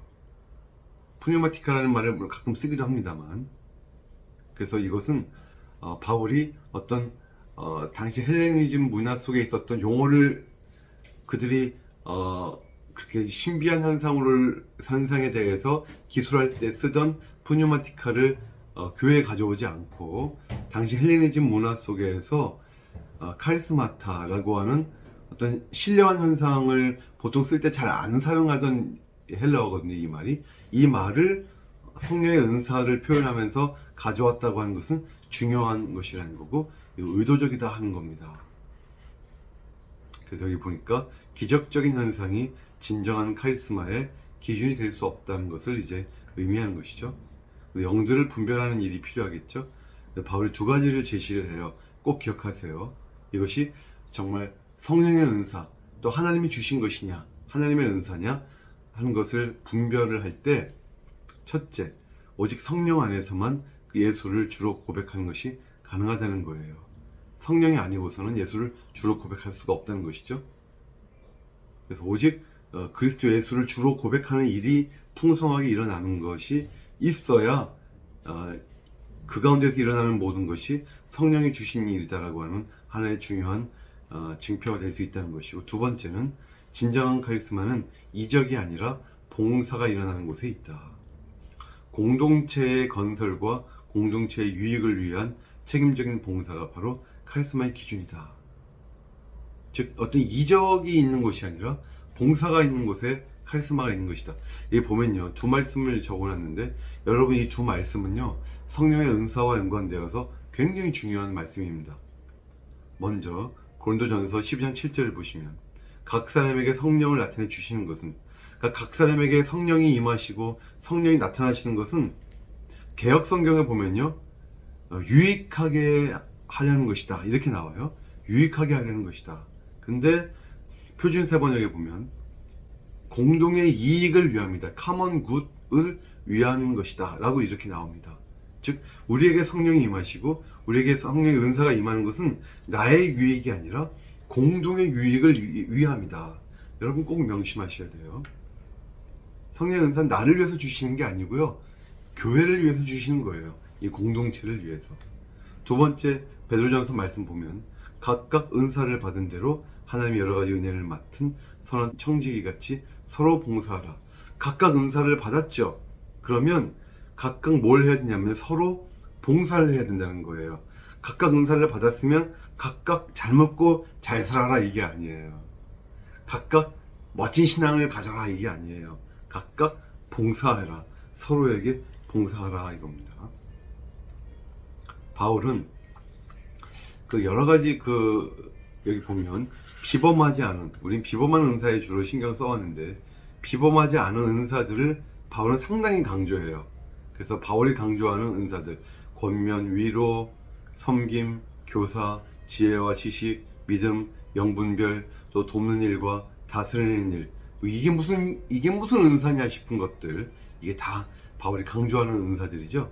그래서 바울이 강조하는 은사 카리스마는요, 비범한 것보다는 교회의 일상적인 삶 가운데 나타나는 현상들이에요. 그래서 우리가 이걸 꼭 이해해야 되겠고, 바울은 또 우리가 더 큰 은사를 사모해야 된다고 말하죠. 근데 그 은사 역시 어떤 비범한 것이 아니라 일상적인 겁니다. 제일 좋은 길을 보여주겠다 그랬죠. 즉 모든 카리스마 중에서 가장 위대한 은사로서 가장 평범하고 가장 일상적인 것을 바울이 제시를 해요. 뭐죠? 우리가 잘 알고 있는 고린도전서 13장에 나오는 사랑입니다. 사랑이 없다면 방언도 의미가 없고 예언도 의미가 없고 심지어 순교하거나 주님을 위해서 재산 포기하는 것도 다 소용이 없다는 거예요. 왜냐하면 이 사랑이라고 하는 이 은사는 인간이 자신의 본성으로는 도저히 도달할 수가 없는 곳에 있다는 거죠. 그래서 정말 카리스마 중에 카리스마가 바로 이 사랑이라는 거예요. 꼭 기억하세요. 첫 번째는 카리스마는, 성령의 은사는 어떤 특별한 비범한 어떤 은사만 있는 것이 아니고요, 아주 일반적인 그런 것도 다 은사인데 바울은 특별히 이 일상적인 것에서 이루어지는 것들을 더 강조를 두었다 는 것이고, 두 번째, 카리스마와 연관된 두 번째 중요한 내용은 은사는 획일적이냐 아니면 다위적이냐, 여러 가지가 있느냐 아니면 딱 뭐 한두 가지만 있느냐 보겠습니다. 오직 특정한 카리스마, 오직 특정한 은사만이 존재한다고 믿는 것은 오해다. 예를 들면 안수와 결합된 은사만을 인정하는 경우, 이거 로마 카톨릭이 그런 게 있었죠. 이건 목회 서신에만 유일하게 나오는 내용이 되겠죠. 이것은 성례전적이고 제도적인 카리스마가 진정한 카리스마의 기준이 되는 결과를 낳았어요. 하지만 카리스마가 집중적으로 거론되는 바울 서신들을 보면 안수는 전혀 거론되지 않는다. 안수는 이 바울의 목회 서신에만 나오는 것이다. 꼭 기억하셔야 되겠고요. 오히려 바울은요, 성경에 나오는 카리스마의 다양한 목록들을 우리에게 제시하는데, 여기 나오듯이 고린도전서 12장, 로마서 12장, 에베소서 11절 등등 성경에 나오는 이 쭉 내용들을 보면 한스킹은 크게 세 가지로 분류가 가능하다고 보고 있습니다. 선포를 위한 은사가 있고요, 봉사를 위한 은사가 있고, 어떤 우리의 리더십, 지도력을 위한 은사가 있다는 거예요. 선포를 위한 은사에는 사도, 예언자, 교사, 전도자, 권면자가 이제 우리가 흔히 말하는 권사죠, 이그졸터. 그리고 봉사를 위한 은사에는 집사, 구호자, 간호자, 또 공동체를 섬기는 과부 등등. 또 지도력을 위한 은사에는 처음 익은 열매죠, First Convert, 그리고 장로, 감독, 목사 등이 있어요. 여러분 보시면 이게 우리가 알고 있는 어떤 비범한 은사들하고는 어떤 황홀경 속에서 이루어지는 은사들하고는 좀 차이가 있죠. 그러니까 그런 은사들이 없다는 게 아니라 그 은사들에만 집중하는 것은 굉장히 큰 오해라는 거예요.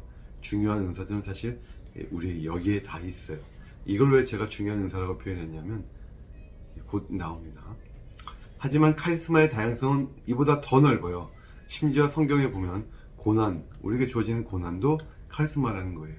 원칙상 모든 소명, 우리를 부르신 모든 부르심이 다 카리스마를 나눠주신 것에 해당한다, 이렇게 말을 하죠. 단 카리스마는 섬김을 위한 부르심, 교회를 섬기기 위한 부르심이라는 점에서 우리 인간들이 일반적으로 받은 자연적인 재능들, 수학적인 재능, 음악적인 재능, 또 미술적인 재능, 이런 재능들하고는 좀 차이가 있죠. 하지만 또한 중요한 거예요. 자연적인 능력, 결혼이나 독신 같은 거, 또 할례나 무할례, 자유인이나 노예도 봉사를 위한 그게 부르심이 된다면 그것도 카리스마다. 즉 성령이 주시는 모든 은사, 기프트와 모든 부르심, 콜링을 다 카리스마로 부를 수 있겠다. 심지어 우리가 먹고 마시고 자고 하는 것도 내가 본성이 아니라 주님을 위해서 행해지는 것이라면 그것도 카리스마에 해당하는 것이다. 자, 카리스마를 받는 사람은, 은사를 받는 사람은 오직 특정한 소수의 사람이냐 아니면 모든 사람이냐. 자, 카리스마의 일상성과 다양성. 우리가 아까 카리스마의 일상성을 봤죠. 어떤 비범한 것, 어떤 황홀경 속에서만 이루어지는 것이 아니라 일상적인 내용 속에서 이루어지는 내용들이 우리에게 주어져요. 카리스마로서. 또 카리스마는 획일적이지 않고 다양성 속에 주어져요. 한두 가지 은사가 아니라 굉장히 다양한, 성경에 나오는 은사가 뭐 30몇 가지다 이렇게 말하는 사람들이 있지만 한스킹에 의하면 뭐 수백 가지, 수천 가지가 될 수도 있다는 거죠. 또한 이 모든 것은 카리스마의 보편성을 전제하는 것이에요. 몇 명만 카리스마를 받는 게 아니라 우린 다 받는 것이다라는 겁니다. 보겠습니다. 카리스마는 제한된 몇 사람들에게만 집중되는 현상이 아니다. 이는 바울이 교회 계급의 질서를 말할 때 오늘날 우리가 흔히 말하는 방식으로 말하지 않는 것을 봐도 알 수 있다는 거예요. 우리 고린도전서 12장에 이렇게 나옵니다. 하나님이 교회 중에 며칠 세우셨는데 첫째는 사도요, 둘째는 선지자요, 셋째는 교사요, 그 다음 능력요, 그 다음은 병 고치는 은사, 그러니까 병 고치는 은사를 가진 사람이요, 또 서로 돕는 어떤 은사를 가진 사람이요, 다스리는 사람이요, 각종 방언을 말하는 사람, 이렇게 했습니다. 근데 우리가 다 사도가 될 수 있겠냐, 다 능력 행하는 자가 될 수 있겠냐, 다 통역하는 자가 될 수 있겠냐 하면서 너희는 더욱 큰 은사를 사모하라고 했어요. 즉 교회에는 어떤 카리스마의 질서가 있다는 거예요. 제일 처음 나오는 게 사도였고, 두 번째가 선지자였고, 세 번째가 교사였죠. 저희가 이건 다음번에 자세하게 공부를 좀 다시 한번 할 기회가 언젠가 있을 거고요. 자, 이런 질서들이 있다는 거예요. 근데 어떤 한 일원도 충만한 카리스마를 다 받을 수는 없다는 거예요. 즉 은사의 독점은 신약 성경이 말하는 바가 아니라는 거예요. 교회 지도자들에게도 마찬가지예요. 교회 지도자들에게 바울은요, 우리가 교회 지도자들에게 순종해라 이렇게 말은 하고 있지만 그것은 귀족 정치를 말하고 있는 것은 아니라는 거예요. 신약 성경을 보면 어떤 공동체의 어떤 기능에 있어서, 직무에 있어서 지배와 피지배 관계를 표현하는 세속적인 어떤 용어들을 쓰지 않고요, 봉사, 즉 디아코니아라는 말과 개념으로 교회의 기능들을 설명을 하고 있어요. 디아코니아, 봉사. 그에 비해서 또 카리스마라는 개념은요, 교회 내의 모든 봉사와 기능들을 신학적으로 정확하게 표현하는 더 포괄적인 개념이에요. 그러니까 교회에서 서로 봉사하는 기능들, 이 직무들이 있는 것이고, 또 이 모든 것들을 더 포괄하는 개념이 카리스마다. 교회의 직무가 카리스마에 종속됩니다. 따라서 모든 교인은 다 자신의 카리스마를 가져요. 왜냐면 모든 교인들이 다 교회에서 자기 일들이 있잖아요. 섬겨야 될 부분들이. 그러면 그 교회 직무가 카리스마에 종속된다 그랬죠. 각자에게 나눠주신 카리스마가 있고 거기에 맞게 교회를 섬겨야 된다는 의미에서 모든 교회는 다 자신의 카리스마를 가져요. 성령에 참여하지 않는 신자가 한 명도 없듯이 성령의 은사에 참여하지 않는 신자도 한 명도 없다. 이것이 중요한 겁니다. 그런 의미에서 저도 은사주의자예요. 저는 카리스마니아입니다. 오늘날 일반적으로 저 사람은 은사주의자야, 저 교회는 은사주의 교회야, 이렇게 말할 때의 의미가 상당히 왜곡돼 있어요. 여러분 보통 그런 단어들은 무슨 뜻이 생각나요? 뭐 저 교회는 방언을 중요시하고, 저 교회는 신유의 은사가 넘치고, 저 교회는 무슨 뭐 이렇게 어떤 황홀경 속에서 이루어지는, 그죠? 어떤 그런 신비스러운 일들이 많이 이루어지는, 중요하게 다루어지는 그런 교회인가 보다. 은사주의 교회다 그러면. 근데 저 개인적으로는, 그리고 많은 복음주의자들이 그렇게 생각을 합니다. 은사주의는 그런 게 아니에요. 성경에 나오는 이 카리스마, 이 수많은 은사가 우리 교회를 섬기기 위해서, 우리 교회에서 우리 각자 지체가 살아가기 위해서 너무나 필수적으로 우리에게 다 필요하다는 거예요. 그런 의미에서 우리는 다 은사가 필요한 것이고, 그런 의미에서 저는 은사주의자고, 여러분도 은사주의자가 되어야 됩니다. 은사가 없이는 아무것도, 주님이 주시는 카리스마가 없이는 아무것도 우리가 할 수가 없기 때문이죠. 근데 저에게 오랫동안 이제 걸림돌이었던 두 가지, 이제 첫 번째 방언이에요. 아마 여러분도 그런 분들 많을 거예요. 그러니까 방언에 대해서는 나중에 제가 대면 수업 시간에 한번 다시 다루겠고요. 그러니까 방언을 하는 사람은 절대로 다른 사람에게 내가 당신들보다 신앙적으로 좀 더 우등생이라고 하는, 우월하다고 하는 이런 인상을 주시면 안 돼요. 죄송한 얘기입니다만 성경에 의하면 어떻게 보면 방언은 그렇게 다른 모든 은사들 중에 앞에 있는 은사가 아니거든요. 그렇죠. 자, 마찬가지로 방언의 은사가 없으신 분들은 방언을 하시는 분을 봤을 때 저분은 방언을 하시네, 저것이 잘 사용되기를 바랍니다, 이렇게 기도하시는 것으로 충분하고, 절대로 그것 때문에 열등감 느끼시면 안 돼요. 열등감도 죄예요. 우월감도 죄고 열등감도 죄예요. 하나님은 허락하지 않으십니다, 그런 것들을. 두 번째는 신유인데요. 왜 갑자기 신유냐? 제가 아마 아시는 분은 아시겠지만 제 세상적인 직업은 의사예요. 저는 이렇게 또 신학자로서 여러분들에게 강의를 하고 있습니다만, 저는 엄연히 저는 이제 의과대학을 나오고 지금 피부과 전문의이고 또 의학 박사예요. 대학병원에서 또 외래 교수로도 활동을 했었고. 자, 그래서 저는 신유, 신적인 치유에 대해서 관심이 많았어요. 제가 오늘은 다 설명드릴 시간이 없습니다만, 신유에 대해서도 여러분에게 한 가지만 말씀을 드린다 그러면, 여러분들이 생각하는 그 신유, 정말 이렇게 안수만 딱 하면 갑자기 중풍이 해결되고 안수만 딱 하면 안진뱅이가 일어나는, 정말 신약 성경적인 의미의 그런 신유는 오늘날 거의 사라졌다고 봅니다. 그 의미는 제가 다음에 말씀을 드릴게요. 자, 그래서 저는 은사주의자고 여러분도 은사주의자들이 되시길 바랍니다. 자, 카리스마적 공동체. 카리스마는요, 초대교회 현상일 뿐만 아니라 또한 현대교회의 현상이기도 해요. 이게 없으면 교회가 돌아가지를 않기 때문이죠. 교회의 지엽적인 현상이 아니라 교회의 중심적이고 본질적인 현상이다. 그래서 교회는 카리스마적 구조를 가지고 있다, 이렇게 말을 할 수 있다는 거죠. 한스킹에 의하면. 카리스마는요, 바울 교회론의 중요한 개념이고 또한 바울 고유의 개념에 해당한다.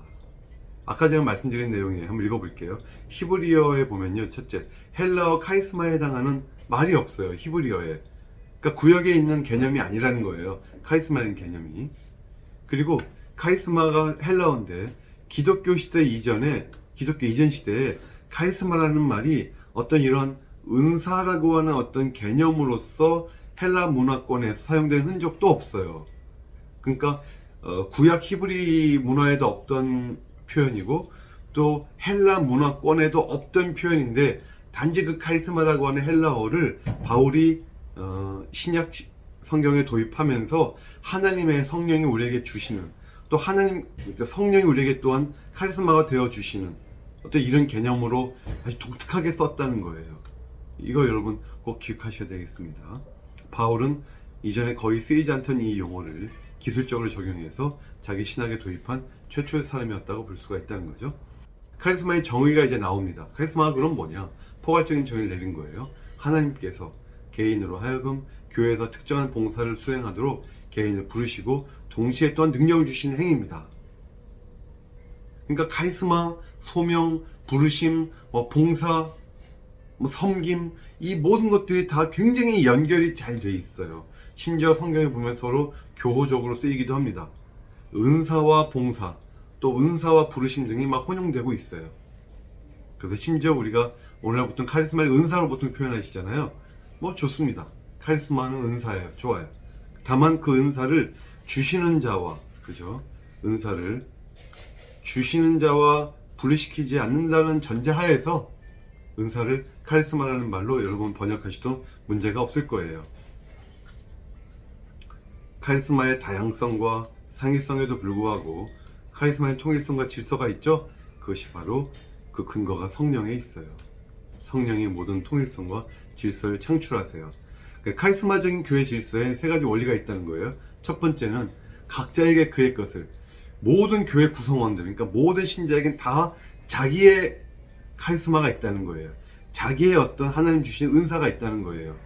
죽을 때까지 자기 은사가 뭔지 모르고 죽는 사람도 있겠죠.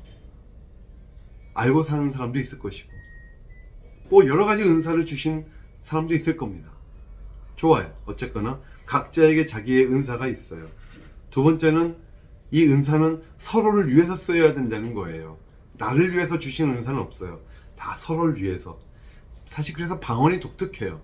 성경에 나오는 모든 은사 중에서, 기록된 은사들 중에서 다른 사람을 위해서 쓰이지 않고 오직 자기, 방언을 하면 사실은 자기도 그 의미를 몰라요. 방언을 하면 다른 사람도 방언을 분별하는 사람이 있기 전까지는 의미를 몰라요. 그런 의미에서 방언만 상당히 좀 유별나고, 그 외에 대부분의 모든 은사들은 서로를 위해서 쓰이는 은사들입니다. 이렇게 서로를 위해서 쓰셔야 되고, 세 번째 이 카리스마의 원리는 주님에 대한 복종이에요.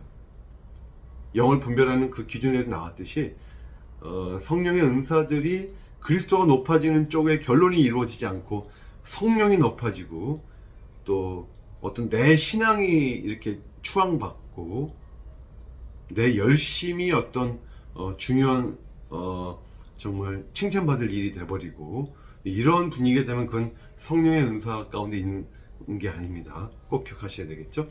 여기 보면 그래서 최고의 성령의 열매와 또 최고의 성령의 은사가 바로 사랑이라고 했죠. 여러분, 이건 고린도전서에 잘 나오잖아요. 여기서 제가 여러분 한 가지를 좀 알려드릴게요. 골로새서 1장 3절로 5절, 이 내용 한번 보겠습니다. 제가 읽어볼게요. 우리가 너희를 위하여 기도할 때마다, 굉장히 중요한 내용이에요. 하나님 곧 우리 주 예수 그리스도의 아버지께 감사하노라. 4절 보니까 이는 그리스도 예수 안에 너희의 믿음과, 보세요, 그리스도 예수 안에 너희의 믿음, faith in Christ Jesus예요. 예수님에 대한 그 믿음과 모든 성도에 대한 사랑, all the saints, 모든 성도들에 대한 너희들의 사랑을 내가 들었다. 그리고 5절, 너희를 위하여 하늘에 쌓아둔 소망, 너희가 소망을 너희를 위하여 쌓아뒀는데 하늘에 쌓아뒀다는 거죠. 이것들을 인해서 우리가 하나님께 감사한다. 정리를 하면 밑에 나오듯이 faith, 예수 그리스도에 대한 믿음이죠. 그리고 다른 사람에 대한 사랑이죠. 그 너를 위한 소망이에요. 우리가 보통 믿음, 소망, 사랑 그러는데 오늘 골로새 말씀 특별히 믿음은 그리스도에 대한 믿음, 사랑은 다른 사람들에 대한 사랑, 소망은 너를 위한 소망, 이렇게 간략하고 핵심적으로 정리를 잘 해준 거죠. 근데 이 다른 사람에 대한 사랑이라고 하는, 여기를 보세요. 이 love to others, 이것 때문에 은사를 주신다는 거예요. 왜냐하면 우리의 본성으로는 불가능해요. 우리 본성은 오직 나만 위해서 하는 거예요. 나만 사랑하는 거예요. 다른 사람을 사랑하는 건 우리 인간의 본성에 없어요. 우리 사전에 그런 거 없어요. 진정한 그 사랑이 가능해지기 위해서, 섬기기 위해서 은사를 주시는 겁니다. 그래서 또 사랑이 그래서 최고의 은사고, 또 우리 성령 안에서 살아가다 보면 최고로 맺게 되는 열매가 그래서 사랑인 거예요. 최고의 은사가 사랑, 최고의 열매가 사랑인 것을 여러분이 꼭 기억하시기 바랍니다. 자, 이런 카리스마적 교회 질서는요, 광신주의로 빠지면 안 돼요. 또한 율법주의로 빠지면 안 돼요. 다 안 되는 거예요. 교회 질서는 오히려 자유 안에서의 질서예요. 성령은 자유로우신 영이고 성령은 질서의 영이시기 때문에 그렇습니다. 그러니까 장로 제도도 성직자주의로 퇴보하면 안 돼요. 교회의 어떤 그런 성직자주의, 로마 카톨릭에 오랫동안 좀 잘못된 그런 경향이었던 성직자주의로 빠져 들어가면 안 된다는 거예요. 성경에 나오는 근본적인 카리스마적 구조에서 이 장로 제도가 올바로 인식돼야 된다. 다음에 한번 설명드릴 기회가 있을 겁니다. 이 모든 카리스마적 교회 구조는 그리고 영원한 항구적인 구조가 아니라 잠정적인 구조다. 왜냐하면 우리는 임의와 아직의 관계에 있다는 거죠. 그래서 나중에 온전한 것이 오면 부분적인 것이 폐하여질 것이기 때문에 성령이 종말의 영으로서 오셨고 교회를 창조하셨는데, 이 교회가 성령의 창조물인데, 이 창조물된 교회는 잠정적인 구조로서 성령이 주시는 여러 은사들을 써서 서로 섬겨야 되겠고 서로 직임을 다해야 되겠다. 하는 것이 중요한 내용이 되겠습니다. 여러분 이제 조금 피곤하시죠? 마지막 쉬는 시간입니다. 잘 쉬셨다가 조금만 쉬셨다가 이제 오늘 마지막 수업을 해야 되겠고요. 커피도 마시고 잠깐 눈 좀 붙이고 오세요. 뭐 괜찮으신 분들은 바로 다음 수업으로 나아가겠습니다. 금방 다시 뵙겠습니다. 자, 여러분 잘 쉬고 오셨죠? 힘내세요. 이제 마지막 시간입니다. 마지막 시간은 좀 더 재미있다고도 볼 수가 있어요. 자, 볼게요. 먼저 자, 교회와 열광주의자에 대해서 보겠습니다. 모든 시대의 열광주의자들이 요한복음, 정확하게 말하면 요한복음, 요한일서, 요한계시록 등등 요한의 저작물들에 의존하고 있다고 볼 수 있다는 거예요. 예를 들어서 요한일서에 보면 성령은 아무도 너희를 가르칠 필요가 없게 만드신다. 또 요한복음에 보면 진리의 성령이 오시면 그가 너희를 모든 진리 가운데로 인도하신다. 즉 성령이 성경에 기록되지 아니한 진리를 우리에게 직접 계시하신다. 우리가 흔히 말하는 직통계시죠. 직통계시를 하신다고 오해하기 쉽게 써 있다는 거예요. 이 성경 말씀이. 여기에는 이 성경 말씀과 결합된 계시가 아닌 직접성. 그러니까 말씀에 안 나오는데 갑자기 몇 년 몇 월 며칠에 예수님 오실 것이다 라든지 이런 식으로 말씀에 안 나오는 것을 직접 계시한다고 하는 생각, 또는 교회 직무를 통한 성령 전달. 우리가 옛날에 트리엔트 공유회 때 성경의 해석권은 오직 교회에만 있다, 그런 것까지는 안 가더라도 어쨌거나 오랫동안 교회에서 전통적으로 해석되어 왔고 전통적으로 이해되어 왔던 그런 하나님의 계시, 또 성경 말씀에 대한 해석 등등이 아닌, 그런 것이 아닌 어떤 내가 직접 성령으로부터 들었다고 생각되는 어떤 직접성, 그런 계시들, 이런 의미들이 있겠다는 거죠. 근데 이런 모든 열광주의자들에게는요, 성경이 계시의 완성으로 다가오지 않는다. 굉장히 위험한 생각이겠죠. 아주 위험한 생각입니다.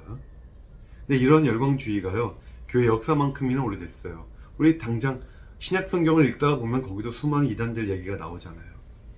그래서 하지만 이들을 교회의 변두리 현상으로 무조건 무시하는 것은 옳지 않겠다. 왜냐하면 이들에 대해서 너무 무시하고 이들을 연구하지 않으면 자꾸 교회 본질이 훼손되는 것을 우리가 방치하는 것이기 때문에 좀 공부할 필요가 있다는 거죠. 첫 번째, 고대의 열광주의. 첫 번째는요, 영지주의가 있어요. 기독교 영지주의들. 영지주의 종교 혼합주의입니다. 이 사람들은 영지, 자신들만의 어떤 지혜, 그 지혜를 깨달아야만 구원받는다는 거예요. 자신들의 성서가 있고 자신들의 의식, 또 자신들의 어떤 신비 전통의 토대를 둔 계시가 있죠. 이들은 사도 바울도 이들과 싸웠고, 특히 2세기의 기독교 공동체는 영지주의자들과 굉장히 많은 전투를 벌였어요.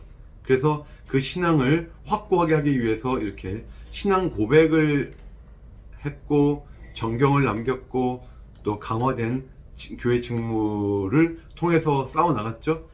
특별히 이 신앙 고백, 레귤라 피데이라고 하죠. 이 신앙 규범, 레귤라 피데이가 여러분 한번 들어보셨나요? 꼭 이것도 한번 기억하시면 좋을 것 같아요. 레귤라 피데이, 영어는 rule of faith인데요. 신앙의 규칙, 신앙 규범, 그럽니다. 초대교회 입교자 요리문답처럼 쓰였던 거고, 나중에 사도신경 같은 것도 적용이 되겠죠. 그래서 이렇게 어떤 적어진 형태, 정리된 형태로서의 어떤 신앙의 규범을 성경에서 가지고 와서 우린 이걸 믿는 것이다 라고 이제 한 것이죠. 근데 개신교회는, 이것도 여러분 중요해요. 개신교회에서는 성경이 신앙의 유일한 규범이에요. 그러니까 솔라 피데이 레귤라예요. 솔라 피데이 레귤라. 하지만 카톨릭에선 성경이 신앙의 제1규범이에요. 프리마 피데이 레귤라. 그러니까 성경이 신앙의 제일 규범이기 때문에 성경 말고도 교회 전통 같은 것들, 또 교황의 선포 같은 것들이 또한 신앙의 중요한 규범들이 될 수 있다는 거죠. 우린 그렇게 생각하지 않아요. 신앙의 유일무이한 유일한 규범은 레귤러 피데이는 오직 성경이다. 이게 우리 개신교의 신앙이죠. 또 하나의 중요한 열광주의는 몬타누스주의. 우리 지난번에 얘기를 나눴어요. 이 영지주의가 소멸되어 가면서 2세기 중엽부터 이 소아시아 지역, 프리기아 지역에서 몬타누스가 시작한 신앙 운동인데 새로운 예언을 주장하죠.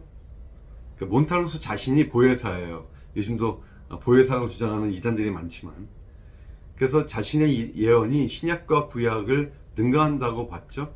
이때 여자 예언자 막시밀라와 브리스길라라는 사람 유명하죠. 엑스타시적이고 환상적인 언어로 임박한 종말을 선포했고, 엄격한 도덕, 금욕주의, 또 결혼 금지, 나중에 재혼도 금지하고, 순교를 강조하고, 만인 사제직의 특징 보이는, 여러분 우리 지난번에 배웠죠. 이런 것들에 혹 빠져서 이러한 몬타누스주의의 강력한 지지 선언을 했던 초대교회 신학자가 누구죠? 바로 터툴리안이죠. 테르툴리아누스. 여러분 다 기억하시죠? 시간이 흐르면서 이 임박한 종말에 대한 기대가 퇴색하고, 그 대신 엄격한 회개 운동이 전개가 돼요. 이 열광주의 주자들, 즉 성령 받은 자들은 교회에 의해서 정죄가 되기 시작하고, 심지어 이 몬타누스 대적자들은 요한복음과 요한계시록을 너무나 영지주의적이다라고 하면서 성경 목록에서 빼야 되겠다 이렇게 주장을 했다는 거예요. 중세에는 요아킴주의가 대표적이에요. 요아키즘. 보통 요아킴파 이렇게 알려져 있죠. 이 요아킴파는요, 중세의 유명한 수도사 이태리 사람인데요, 피오레의 요아킴 오브 피오레라는 사람이 창시한 거예요. 이 사람은 숫자 7과 3을 갖고 어떤 신비스러운 내용들을 많이 얘기했죠. 숫자 신비주의로 유명하고, 역사적 유용론적 성경 해석을 많이 했어요. 근데 이 요아킴주의에서 요아킴이 중요한 얘기를 뭘 한 게 있냐면 이 세 세대 이론이에요. 뭐냐면 회당을 중심으로 한 구약 성경적 아버지 시대가 있어요. 회당 중심, 그리고 구약 성경, 그리고 아버지 하나님의 시대. 그리고 이때는 결혼한 자들과 평신도들이 지배해요. 두 번째 세대는 성직자 중심, 그리고 신약 성경 중심, 그리고 이때는 사제들이 지배하는 시대예요. 그리고 아들의 시대, 예수 그리스도의 시대예요. 근데 3세대가 뭐냐? 세 번째 세대는 뭐냐? 수도사 중심, 또 영적인 중심, 그리고 성령의 시대예요. 이때는 수도사들이 지배하고 요한적인 교회이고, 또 초대교회와 비슷한 개혁된 어떤 영의 교회예요. 더 이상 이제 성직자 중심의 베드로 교회가 아니고, 이 제3세대에 와서야 비로소 영원한 복음이 선포가 돼요. 더 이상 전쟁은 없고 가난의 영이 승리하고 동서방교회가 하나가 될 것이고 유대인들이 회개해요. 여러분, 이게 이 지상왕국, 무슨 천년왕국 같죠? 맞아요. 그래서 이러한 성경에서 얘기한 진정한 천년왕국이 바로 이 제3세대에 온다고 생각했고, 그래서 아까 이 요아킴이 숫자에 민감하다 그랬잖아요. 마태복음 1장을 보면은 아브라함부터 예수님까지 모두 42세대가 있다고 성경에 나오죠. 근데 한 세대가 30년이잖아요, 보통. 그래서 요아킴이 42 곱하기 30을 해봤어요. 그러면 1260 나오죠. 그러니까 AD 1260년경에 제2세대가 끝나고 제3세대가 시작될 것이다. 그러니까 물론 요아킴은 그 전에 죽었습니다만, 요아킴과 요아킴의 제자들, 추종자들은 대충 1260년경을 제3세대가 시작되는, 천년왕국이 시작되는 해로 봤어요. 지금도 그렇지만 시한부 종말론자들은 그때 주님이 안 오시면 또 자꾸 연기하죠. 이때 안 오셨지만 다시 계시가 떨어졌는데 이때 오신답니다, 이런 식으로. 요아킴 주의자들도 1260년에 안 오니까 또 1280년에 온다 그러고 막 이런 식으로 옮기기도 하고 그렇습니다. 자, 그런데 이 요아킴은요, 교회의 계급 질서 자체는 반대하지 않아요. 단지 영적인 교회론을 도입한 거죠. 심지어 교회의 교황과 교회의 수많은 직무들조차도 나중에 제3세대가 돼서도 그런 것들이 무너진다고는 안 봤어요. 그런 것들을 영적인 군사들이 보호한다고 봤어요. 그래서 처음에는 요아킴의 영적인 해석을 교황과 영주들이 높이 평가해요. 그런데 나중에요, 교황을 적그리스도로 간주했던 이 기벨린파, 그리고 엄격함을 추구하는 이 프란치스코 교단이 요아킴의 저서들을 영원한 복음으로 받아들이는 것을 아주 못마땅하게 여겼죠, 교황이. 상황이 이제 악화가 돼요. 교황은 결국 이 요아킴주의자들을, 성직자들을 정죄하기 시작하고 핍박합니다. 근데 뭐 계속해서 이어져 가요. 사도 형제들, 또 아말리히 주종자, 또 자유로운 영의 형제자매, 리엔초의 정치적 메시아니즘 등으로 이어지고, 나중에는 독일 관념론자들에게도 이어지고, 왜냐하면 그들은 요한복음, 요한서신서를 선호했기 때문이죠.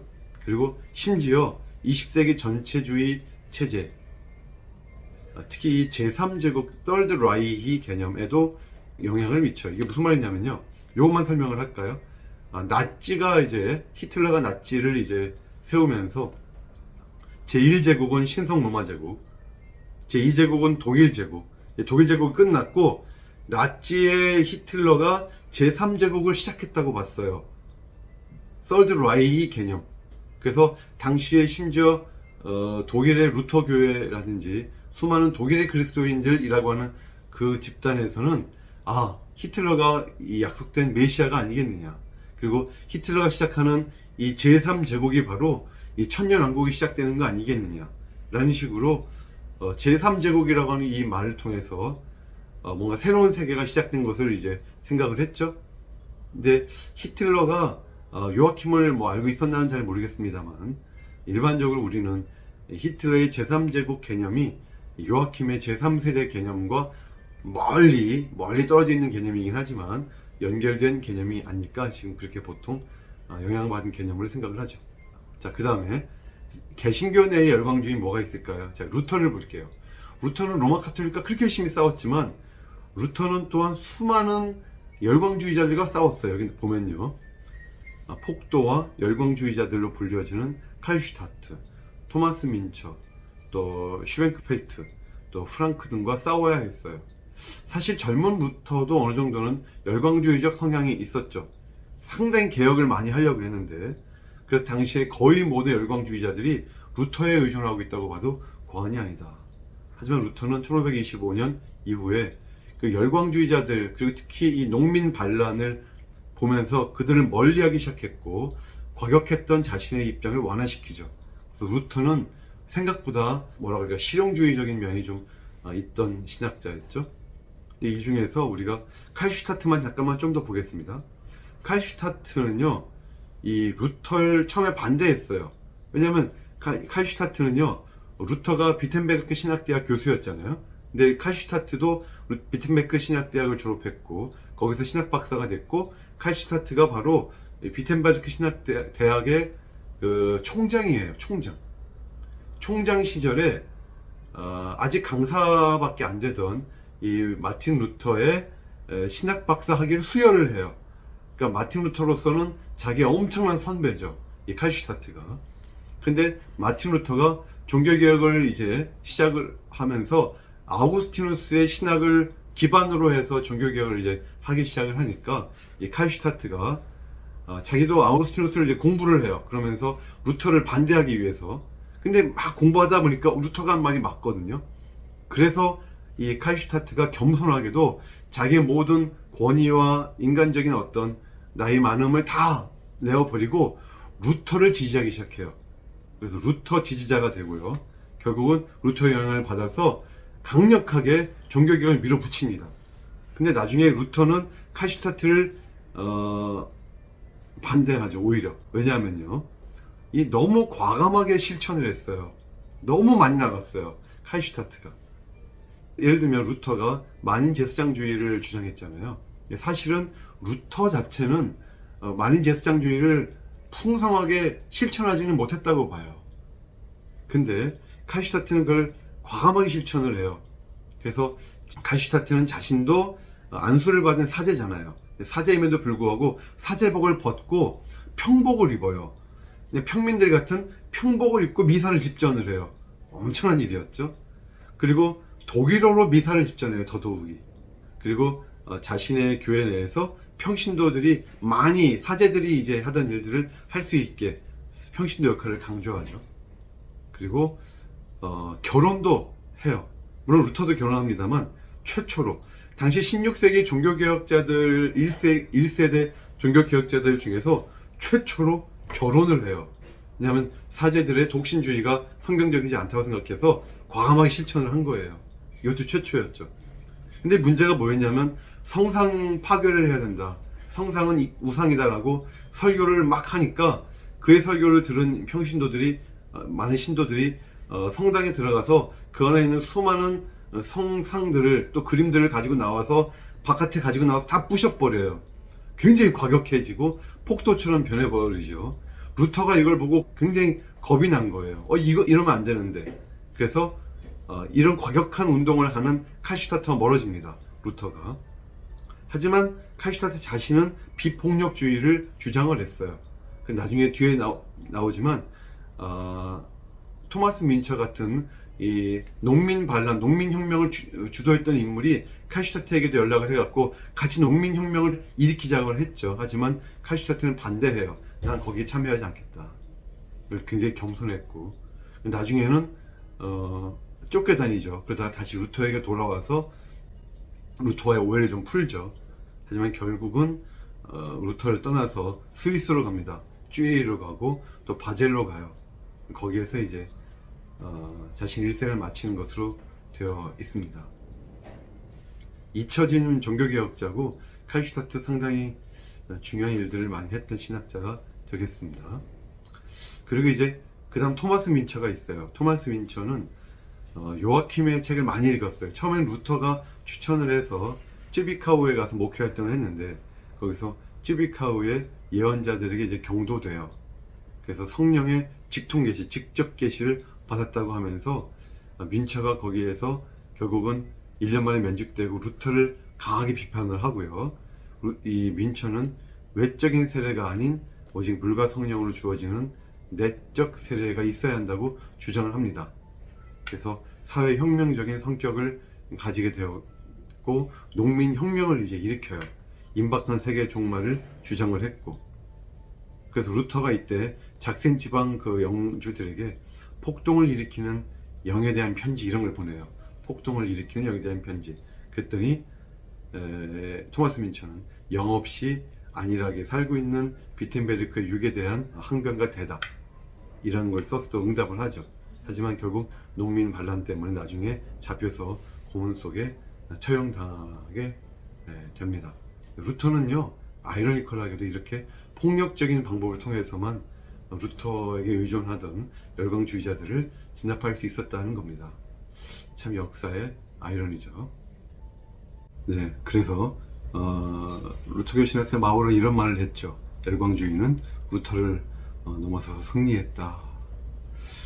읽어볼게요. 그는 그 원인에 대해서 종교개혁적 공동체가 로마 카톨릭에 대항하는 공동전선에 있던 다른 개인, 공동체들에 의해서 쉽게 감염될 소지를 가진 것이 원인이었을 것으로 보았다. 무슨 말이냐면 로마 카톨릭을 공격하기 위해서 루터 뭐 등등 많은 종교 개혁자들이 있었잖아요.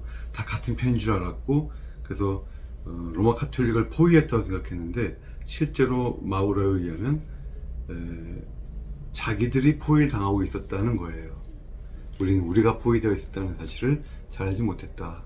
실제로 16세기에는 위의 인물들 외에도 많은 열광주의적 공동체들이 생겨났다. 특히 쭈리히에서 시작된 제세례파 아나베프티스트는 모라비아와 네덜란드로 퍼져갔고 이들은 성령에 의한 내적 빛을 강조하고 유아세례를 거부했다. 이 제세례파, 제침례파, 아나베프티스트 여러 가지 이름으로 불리는데 사실은 이 아나베프티스트들은 굉장히 중요한 역할을 종교개혁 시절에 했습니다. 여러분 보통 종교개혁사 배우셨나요? 우리가 보통 종교개혁에 3대 운동이 있어요. 첫 번째가 우리 잘 알고 있는 루터, 그죠? 독일의 루터. 두 번째가 스위스의 칼빈과 쯔빙글리를 비롯한 개혁교회.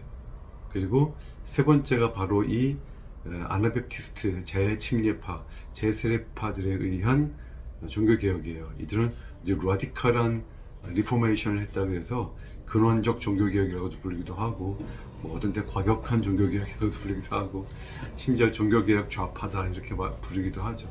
이들은 굉장히 심하게 나아갔어요. 특히 루터나 칼빈이나 뭐 이런 쯔빙글리나 많은 종교개혁자들은 다들 국가교회의 틀 안에서 교회 개혁을 한 거거든요. 그러니까 태어나자마자 유아세례를 받고 즉 국가 일원이 되면서 교회 일원이 자동으로 되는 국가 교회 형태 속에서의 개혁, 국가교회 형태 속에서의 구원론적인 개혁, 이런 것들을 이제 했던 것인데, 이 제세례파 아나베프티스트들은 유아 세례를 받는 것은 자기의 신앙 고백이 아니니까 나중에 나이가 들어서 자기가 신앙을 고백한 사람만 침례 세례를 주자, 그리고 그들만 교회 일원이 된다. 그래서 왜 이름이 아나베프티스트 제세례파냐면 이 사람들도 다들 어릴 때 유아 세례 받았던 사람들이거든요. 그러니까 받았는데 이들이 나이가 들어서 자기 신앙을 고백할 때가 돼서 고백했고, 그래서 다시 세례를 받아서 진짜 교인이 되었다는 하는 의미에서 제세례파가 이제 된 거죠. 자기들이 이름 붙인 건 아니고 이제 이들을 적대시했던 사람들이 붙였던 이름인데, 이들에 대한 박해가 굉장히 심했습니다. 이들은 이제 읽어볼게요. 이들 중에 열광주의가 아닌 평화적인 공동체도 적지 않았으나 대부분 처참한 박해를 받았고 엄청난 신자들의 죽음을 당했다. 그런 이 당시 16세기 종교개혁자들 이들 중에서 이 제세례파 사람들이 당시에 몇십 년 동안 1만 명 이상이 죽었다 그래요. 그냥 자연사한 게 아니고 로마 카톨릭에 붙잡혀 죽고 루터한테 붙잡혀 죽고 또 등등 굉장히 많이 죽어요. 종교개혁자들한테도 죽고 로마한테도 죽고. 그래서 우리가 313년에 기독교가 공인될 때까지 로마 핍박에 의해서 죽었던 초대교회 성도들의 숫자보다 이 당시에 죽었던 제세례파 인구가 더 성도들의 숫자가 더 많았다고 알려져 있죠. 굉장히 이건 기독교의 흑역사입니다. 흑역사. 그래서 이들은 세바스찬 프랑크를 위시한 사색적 열광파들, 파밀리스트, 슈펜크펠트파 등으로 이어졌고 다 언급하기 어려울 정도의 많은 열광주의 운동들로 계승되었다. 거긴 독일 경건주의, 영국 회중주의, 영국 어빙파, 플리머스파, 퀘이커, 침례교회 등이 이제 포함된다. 언제 한번 시간 되면은 제가 제 침례파에 대해서 한번 좀 더 얘기를 나눌 게 좀 많이 있을 것 같아요. 제세례파는 과격한 사람들로만 알려져 있었어요. 근데 이들은 보통 신학적으로 세 가지로 분류합니다. 성경 중심적인 비블리시스트, 그리고 합리적인 판단을 주로 했던 레셔널리스트, 그리고 열광주의자들로 알려진 스피리추얼리스트. 이 스피리추얼리스트들이 좀 과격하긴 했어요. 이들은 전체 아나베프티스트를 대표하는 사람들은 아닌데 이들이 이제 대표자인 것처럼 생각을 하게 됐죠. 그 다음에 이제 최근의 열광주의자로서 미국에서 시작된 오순절 운동이 있습니다. LA 1906년이죠. LA 아주사 거리에서 집회에 성령의 불이 떨어지면서 방언을 사람들이 하기 시작했고, 이 방언을 특징으로 하는 은사체험. 사실 초창기 오순절주의자들, 펜테코스탈리즘 주의자들은 성령 세례를 받아야만 진짜 기독교인이라고 생각했고, 성령 세례의 유일한 증거가 방언이라고 생각했어요. 지금은 그렇게까지 얘기하는 사람은 없고, 하지만 여전히 방언을 중요시하죠. 이제 오순절주의자들도 아무래도 복음주의권에 들어와 있기 때문에 제가 이 정도까지만 얘기를 드리겠습니다. 사실은 뭐 다 제 첫 시간에 얘기 드린 우리 본질에는 일치를, 비본질에는 자유를, 아무래도 이 방언과 연관된 내용들이 어떻게 보면 비본질적인 내용이기 때문에 이 정도 선에서 그냥 얘기를 마치겠고요. 마지막으로 트리엔트 공회 이후의 가톨릭 열광주의자들에 대해서 보겠습니다. 가톨릭 내에서는요, 개신교 열광주의자들과는 달리 교회에서 분리되어 나가지 않고 다 교회 내에서 자기 자리를 잡았고, 그렇게 위험한 존재로는 인식되지 않았습니다. 하지만 이들도 역시 어떤 높은 계시, 새로운 예언, 그리고 옛날에는 없었고 이제는 다시 계시된 어떤 것들, 이런 걸 얘기를 했죠. 그런데 밑에 보면 이런 새로운 계시나 현상, 기적 등에서 특징적으로 그리스도는 거의 안 나타나고요, 성자들이 많이 나타나요. 성자. 이 세인츠, 성자들이 그리스도보다 앞에 나타나는 것은 이 한스킹에 의하면 굉장히 위험하고 문제가 많이 되는 현상이다, 이런 것이죠. 그래서 이거는 뭐 우리 개신교도 마찬가지입니다만 카톨릭도 마찬가지죠. 근데 카톨릭 열광주의가 다른 열광주의자들과 공통적으로 보이는 특징들은 이런 것들이 있어요. 몬타누스주의와 연관돼서는 카톨릭에서도 열광주의자들이 뭐 종말을 얘기하고 전쟁을 얘기하고 묵시적인 재앙을 얘기하고 등등등. 그래서 몬타누스주의, 요아킴주의, 또 개신교 열광주의 등과 연관된 이런 중요한 사항들이 카톨릭 열광주의자들에게서도 거의 그대로 나타난다 하는 겁니다. 읽어보시면 되겠고요. 우리가 열광주의자들에 대해서 어떤 태도를 보일 것인가가 두 가지가 있다는 거예요. 첫 번째는 그들을 너무 부정적으로 정죄하지는 말자. 법으로도 공권력으로도 전쟁이나 종교재판으로도 또 종신형, 사형, 언도 등등등 어떤 것으로도 그들에게 큰 타격을 입힐 뿐 근절시키지는 못했다. 게다가 너무 정죄를 심하게 하면 종파 형성만 불러오고 이들이 외부와의 접촉을 차단하면서 자기들만 모여 있기 때문에 더 근절이 어려워진다. 부정적인 정죄는 이들에 의해서 제기된 어떤 건전하고 긍정적인 교회를 위한 어떤 도전도 있는데 그걸 기성교회들이 간과하게 만든다. 예를 들면 보세요. 몬타누스주의나 고대 열광주의자들은 기성교회의 종말론적 기대의 퇴색, 또 교회의 세속화, 물질주의 이런 것들을 굉장히 강하게 도전하는 거거든요. 이건 우리가 받아들여야 한다는 거죠. 또 요아킴주의나 중세 열광주의자들이 제기한 교회의 정치제도화와 권력화에 대한 도전, 그렇죠.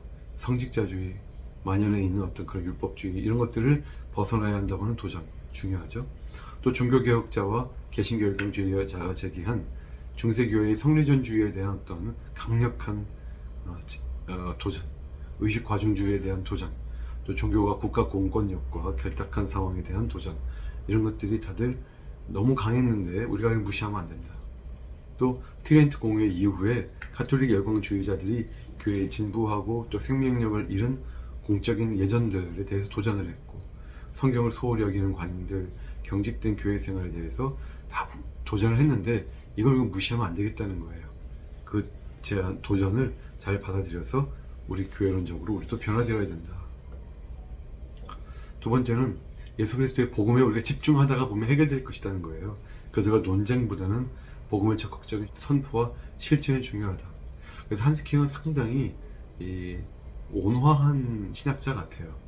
왜냐하면 이전에 우리가 유대교와의 그 상관관계에 있어서 옛 하나님의 백성과 새로운 하나님의 백성과의 관계에 있어서 우리가 그들을 대할 때 선교의 대상으로, 개종의 대상으로 뭔가 이렇게 그렇게만 볼 것이 아니라 우리가 그들에 대해서 우리가 어떻게 보면은 시기심을 불러일으켜야 되고, 우리가 믿고 있는 메시아가 진짜라고 하는 사실 그들이 볼 수 있게 해줌으로 그들이 변화되게 해야 된다. 상당히 합리적이고 온화하고 뭐 이런 쪽으로 얘기했잖아요. 오늘 열광주의자들에 대한 한스킹의 이 해결책도 상당히 온건하고 참 좋은 것 같습니다. 예수 그리스도의 복음에 우리가 집중하다 보면 해결된다. 즉 논쟁보다는 복음의 적극적인 선포와 실천이 중요하다. 그리스도의 복음이 새로운 계시나 또는 보다 높은 지혜보다 더 풍요롭고 깊고 높다는 사실을 인정하게 만들어야 된다. 그들이 아무리 새로운 계시를 얘기했어도 그것이 또 심지어 참된 계시라고 해도 결국은 지금까지 계시되어 왔던 그리스도의 복음의 밑에 있어요. 그걸 확증해 주는 것에 불과한 것이에요. 지난번 것을 무시하고 다른 것이 나타나는 것은 이것은 이단이고요. 이것은 우리가 꼭 인정해야 되는 사실입니다. 그래서 불고 싶은 곳에서 또 불고 싶은 시간에 부시는 자유의 성령, 우리가 인정을 해야 되겠고, 그 성령은 종말의 영입니다. 종말론적 구원 사건과 연관돼서 결합되어서 나타난 영이시죠. 밑에 이제 밑줄 친 부분을 좀 읽으면 우리가 중요한 거가 무엇인지 알 수 있을 건데요. 전통주의적인 정통주의자들은 인간을 진리로 인도한다는 성령에 대한 문장 앞에 나오는 문장인 그가 와서, 그는 성령이죠. 그가 와서 죄에 대하여, 의에 대하여, 심판에 대하여 세상을 책망하시리라. 뭔가 성령의 어떤 역사하심, 성령의 또 은사, 또 성령의 교회에 대한 지도, 또 성령이 주신 직임, 이런 것들을 간과하면 안 된다는 거예요. 또 현대주의적 열광주의자들은 요 문장, 그가 성령의 자유로 말하지 않고 오직 듣는 것을 말하시며 장래를 너희에게 알리시리라. 그가 내 영광을 나타내니 내 것을 가지고 너희에게 알리겠음이니라. 다시 말해서 성령께서 독자적으로 뭔가 하시는 게 아니라 오직 듣는 것을 말씀하시고 오직 그리스도의 영광을 드러내실 것이고, 그렇죠, 자유로 말하지 않아야 하신다. 성령에 대해서 좀 더 우리가 겸손한 태도로 접근할 것을 이렇게 얘기해주고 있습니다. 성령은 새로운 진리가 아닌 전체적 진리로 우리를 인도하신다고 볼 수 있다는 거죠. 그리스도의 계시를 능가하는 새로운 계시란 존재하지 않는다. 그것을 기억해야 되겠고요.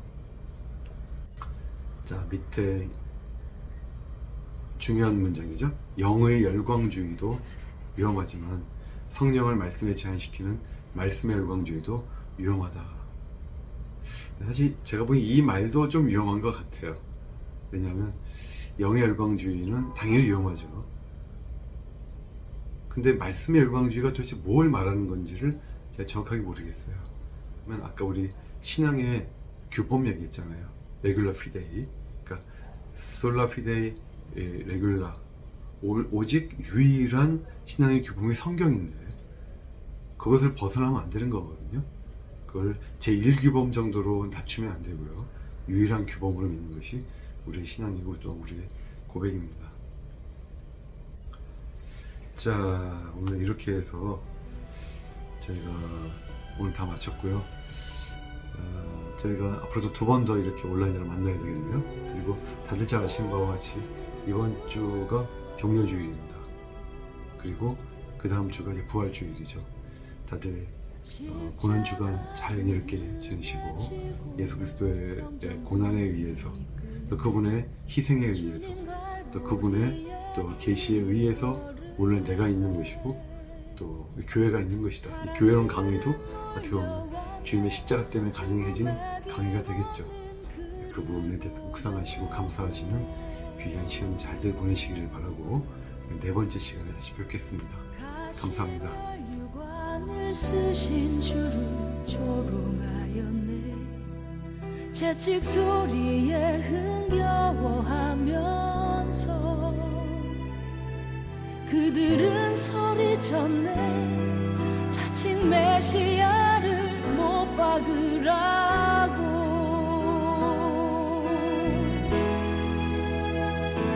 사랑하는 제자마저 모두 떠나버리고 증오와 멸시의 비웃음 속에서 너와 나를 위한 그 애절한 사랑 때문에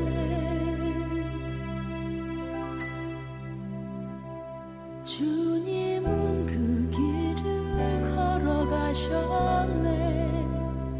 갈보리 길.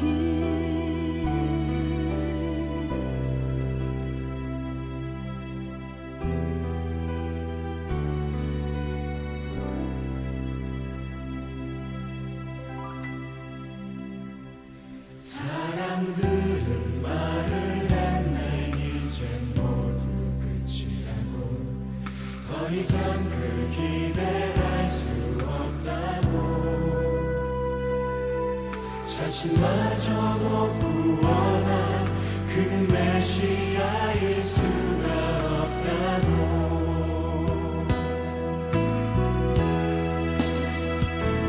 갈보리의 그 길만이 진정 구원의 길인 것을 그 누구도 이해하지 못했지만 너와 나를 향한 하나님의 사랑 때문에 주님은 그 길을 걸어가셨네. 고난의 길.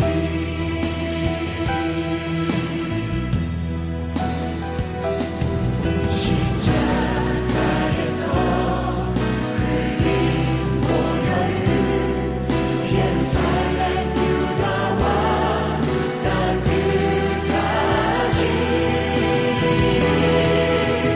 구원의 강물이 되어 온 세상을 덮었네. 세상의 모든 죄를 대속했네. 모두 비웃고 조롱하며 떠났던 바로 그 길을